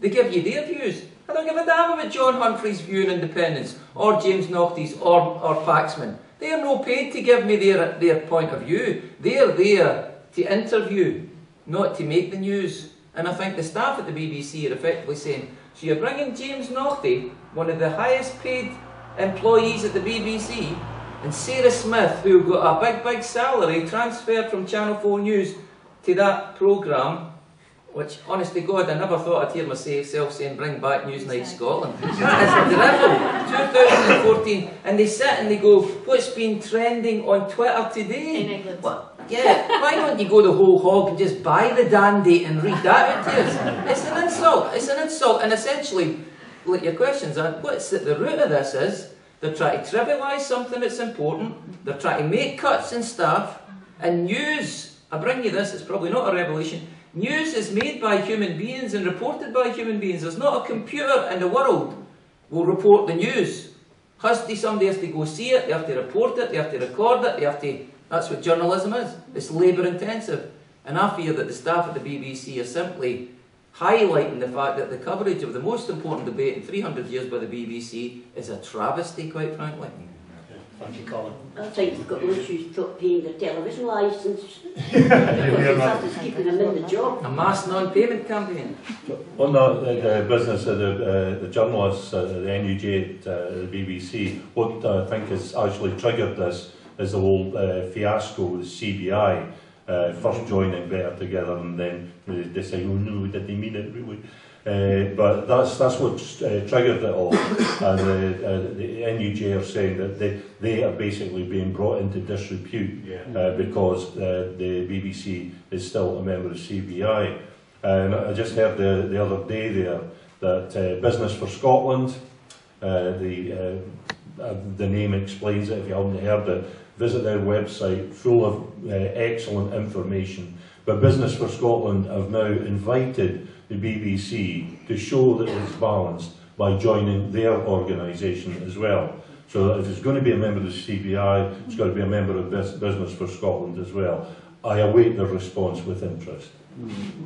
Thank you. Would anyone else like to add anything to that, Tom? Move on. If I could just add a quick thing to that. One of the things we do when we've been doing our campaigning around Berwickshire is we've been very keen to engage with the UK side. We've gone out of our way to invite them. Anyone that's been to any of our local meetings will have heard me repeat this on several occasions. We go out of our way to invite the no side to these events. We've advertised it in the press. I've been in touch with them through their headquarters in Glasgow. They refuse. They do not want to debate with us. So we try because we think it's only fair that the people that come to these events get at least some sort of balanced view. I won't mention names, but I did bump into a local, he's not here tonight to defend himself, but I did bump into a local Conservative MSP for this area in Coldenham a couple of weeks ago, and made him aware of an event that we were having in Coldenham on that Friday night, and the response I got was no, we don't debate with yes. So I'll leave that hanging, okay, for you to think about. Moving on, because I'm very conscious of time, but this is an interesting question, and one really I can't say much about because I'm actively involved in it. From Davy, and it's involving campaigning. And the question is, when are the Yes campaign going to get a bit more aggressive? Colin, I don't know what you mean by aggressive. Some people have said that we should go negative. I don't agree. I think you have to put your point of view rationally, coherently. People will hear it and people will make up their mind. I've got great confidence that we'll win the debate, put it forward properly. It's convincing. It convinced you. It'll convince other people. So I'm not sure what's necessarily meant by aggressive. If it means that Monday is 100 days to go and we're going to put all the resources and efforts and energy we have left into it, then that's true. That's effectively what's going to happen. And by the way, on the debates, Ash was telling me, on Monday, Ash and I are doing a debate at Jedburgh High School. It's now been moved to the Town Hall with the other side. And next Friday, I'm doing a debate in Peebles High School. Again, it's a yes and no thing. So maybe the schools are given a lead here. Yes, yeah and no probably don't feel that they can turn down the schools and that. But I'm not sure what we mean by aggressive. If you mean we have to put all that we've got into the last 100 days, that's fine. But I think the message is persuasive. You have to give it time. There's still 100 days to go. And the one thing that encourages me the most, all the polls, regardless of what they say about the lead that no side have, show that the working class majority, poorer Scots, much more likely to vote yes than the wealthy or the ones that are content with the status quo. And given that the demographics of Scotland are, that's the vast majority, then that should give us some comfort and encouragement for the future. Okay, thank you, Colin. Ash, anything to add to that? No. Peter? Yeah, I think I do know what's meant by being more aggressive. About 2 years ago, 2 years ago, I went with a group of people to meet with Ian Donnett and a few others who were actually organising the Yes campaign. And this group from various organisations across Scotland, we went along expecting to maybe have a 40-minute meeting and be told everything was wonderful. Yeah, on you go. Here's a free badge. We had a 3.5 to 4 hour meeting the whole afternoon, sitting talking to these people, and they outlined how the campaign was going to go. They had a strategy decided, and they've stuck to that strategy. And you can't argue with success. That strategy has been successful. Every step of the way that they outlined at that meeting, and they said, this is what we're going to do, and this is the result that we expect from it. Every single thing has come to pass. So you can't argue with success. The Yes campaign is doing it right, as far as I can see. As to being aggressive, the Yes campaign is not all Hope Street. It's not all Blair Jenkins. In fact, the Yes campaign is less and less Hope Street and Blair Jenkins. The Yes campaign is Yes Berwickshire and Yes Clydesdale and Yes Perth and Kinross, Yes Dunfermline. I could go on and on. There are hundreds of them. Nobody even knows now how many separate Yes campaign groups there are, because they're springing up every day. And they're springing up autonomously. They're not controlled from Hope Street. Most of them don't even refer to Hope Street for anything, except perhaps maybe to get events listed on the website. Get no money from Hope Street. All these campaign groups are doing it on their own. And then we have the online campaign. And that's where the aggression comes in, if we can put it that way. It's the online campaign that has taken that challenge. It's the online campaign that comes straight out and says, see you, Alistair Darling, you're a liar. What you're saying about bank bailouts simply isn't true, and you know it's not true, and that makes you a liar. So we can be aggressive. The Yes campaign has a different tactic. The official Yes campaign has a different strategy, a strategy that's well worked out, and we shouldn't dispute that. Let's take all the aggression online, and not abuse, But by aggression, I understand that we actively go out there and we hunt down their lies and we expose those lies. If that's what's meant by aggression, I'm at it every day. Thank you, Peter. I want to just add one thing, because I think the reason, instinctively my unease about it is the polls suggest, in fact the one that came out that Ash and Peter referred to, the most recent Maury poll, Ipsos Maury, showed that there was exactly the same amount of men in both camps. It was 50-50. Their survey found that exactly the same amount of men were for independence as were against. But with women, there was a 2-to-1 majority for no. And I'm confident. I look at tonight's audience from where I'm sitting, and there seems to be equal numbers of men and women, which is good. It's not always like that, I'm sorry to say, but it's good tonight. You set an example. And my worry is an aggressive campaign is not going to persuade more women to vote yes. It needs to be rational, passionate yes, but it needs to be less testosterone fueled and more, this is what it means to young mothers, this is what it means to me, you know, a rational case that is in your best interests to vote yes. And actually, and I think this is the most important argument, given that women are second-class citizens in this society as far as Westminster is concerned, the status quo, then it stands to reason an independence is going to insist that men and women are equal and treated equally and equal access. Women have more to gain. And that might be something to persuade them that they should vote yes. Thank you. Well, I think Colin and I are disagreeing a bit here on the need for a bit of aggression. I'm not saying that the whole campaign should be aggressive. What I'm saying is that is one message in many voices, that we get that message across in different ways, and it depends very much on the audience that we're addressing. But Stephen Noon wrote an article some time back saying that we should just keep it cold and dispassionate and simply deal with the facts. And I mean, I have a lot of respect for Stephen Noon, but I really had to disagree with him on that. I mean, there is passion in this debate. And what is politics without passion? And Colin's passionate about his socialism. Why can't we be passionate about independence as well?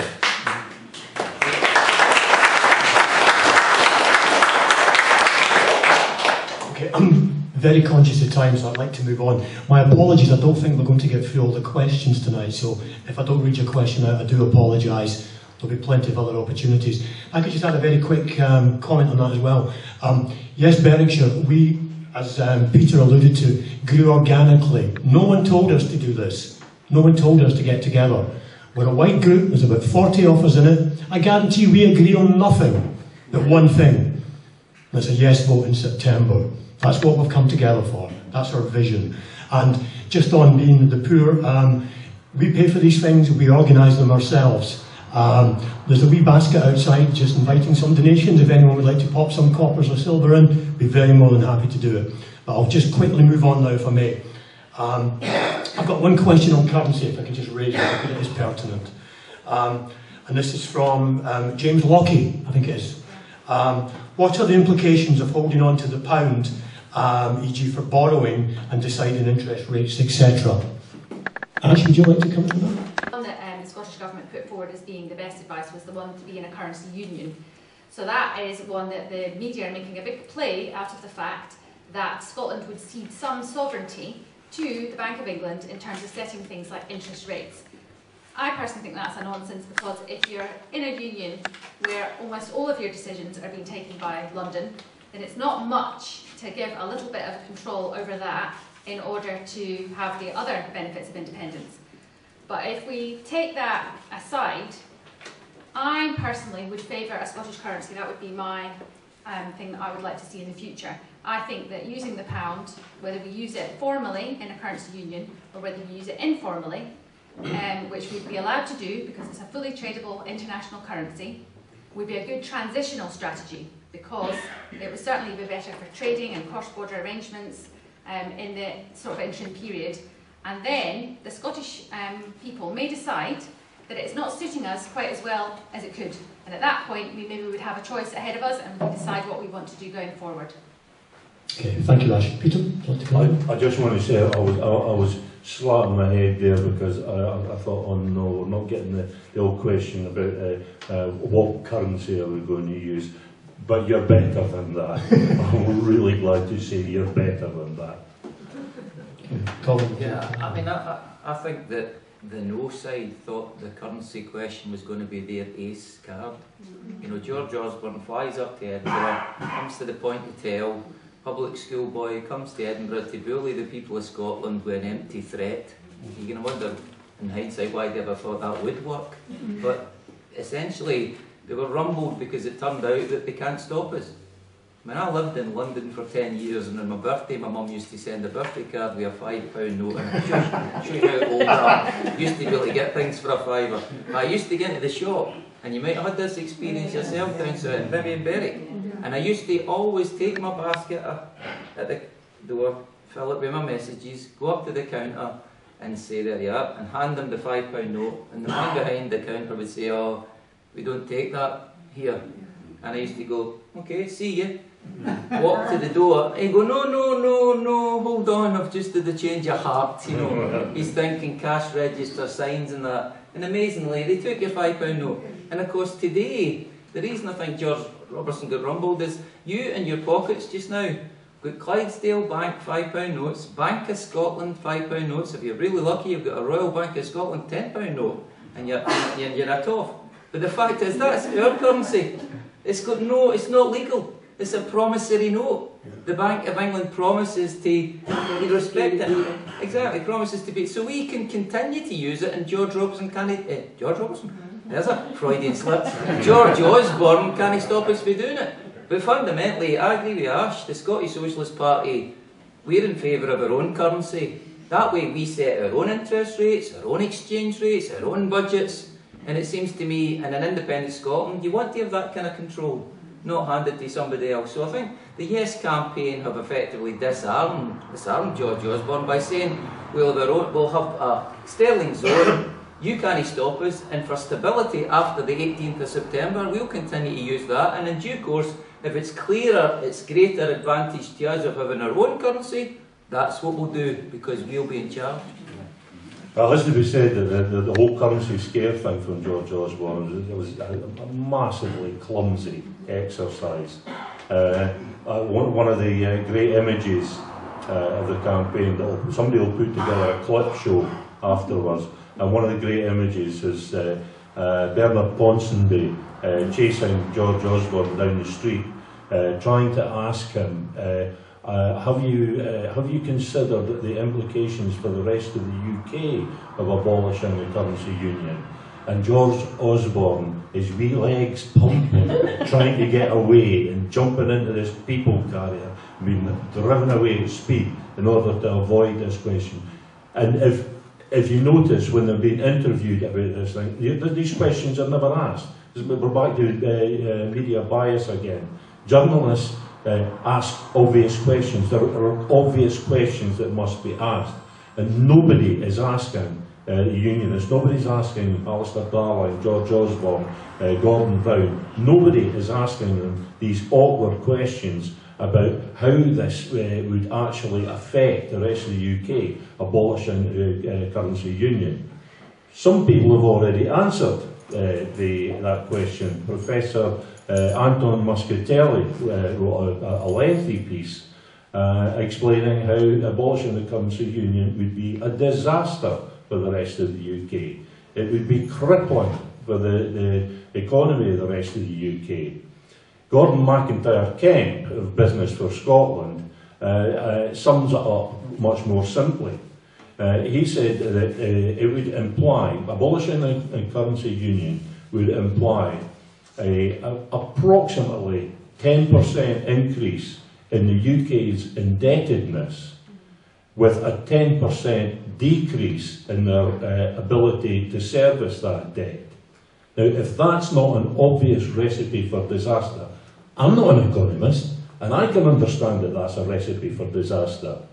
George Osborne doesn't seem to know that, or he doesn't care. He wasn't interested in what the implications were. This was not an argument born of economic calculation. It was an argument born of political desperation. Thank you. I'm just going to have one more question. So my apologies to you and Johnson, Stewart, John Mack and Joyce McLean. I do apologise, I'm not had time tonight. I'd be more than happy to chat to you maybe after the meeting if you'd like to raise your questions one-to-one. But I thought it'd be nice to end on a more visionary note, because we've spent a lot of time talking, well, not certainly tonight, but over the last months about the nitty-gritty, and I think Peter alluded to it at the start of our meeting. Am I going to be 20 quid better off? Am I going to have, is my independence worth a week's holiday in Benidorm sort of thing? It's more than that. It's about the opportunities, it's about a vision for the future. And I think Ash alluded to that, and Colin certainly alluded to it tonight as well. So, if I may, just to finish off, start with Colin if I can on this one. What's your vision for Scotland, Colin? Just a wee question. What have I got? About 10 seconds. I think I want to see a Scotland that's transformed from the one we've got just now, where we can turn around and say and see clearly the difference that we made. You know, the whole atmosphere, the culture, the attitude we've got to the way society should be run, and that we're not to put up with the inequalities and poverty and the things that we all associate with the Union. That's, in effect, we say after 18th of September, those days are over. It's a new beginning, it's a new country, it's an entirely different set of standards. Okay, thank you. I'd like to see reform in the media for sure. I'd like us to get away from this idea about, you know, thought control in a democracy, you know, that Professor Robertson's studying, because I think it's anti-democracy. I don't see how you're supposed to be able to make a choice when you're constantly being drip-fed this sort of neoliberal agenda. I'd really like to see better representation for women in the Parliament. The Scottish Parliament did start off better, but it's dropped down again now. We're at, I think it's something like 34%, which obviously is much better than Westminster, but it's still not good enough, so I'd like to see that change. And I think through that, maybe we would start to see attitudes change in Scotland, and more policies that are better for women, and that women's status in society would be improved through that. Thank you. Peter? The important things for me are the affirmation of popular sovereignty. That is absolutely crucial, that's vital. A written constitution, also vital. But if I was asked to sum it up very briefly, I would like to see a Scotland, that takes its independence for granted, the same as every other country does.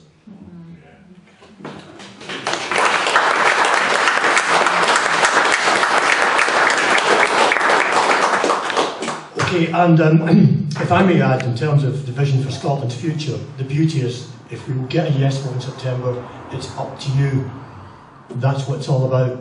That's what it's all about. So finally, listen, I'd just like to wrap up now by finally thanking our guests again for coming down to Eyemouth tonight to speak to us. Peter A. Bell, Ash Denham, and especially thank you all for coming. Thank you very much.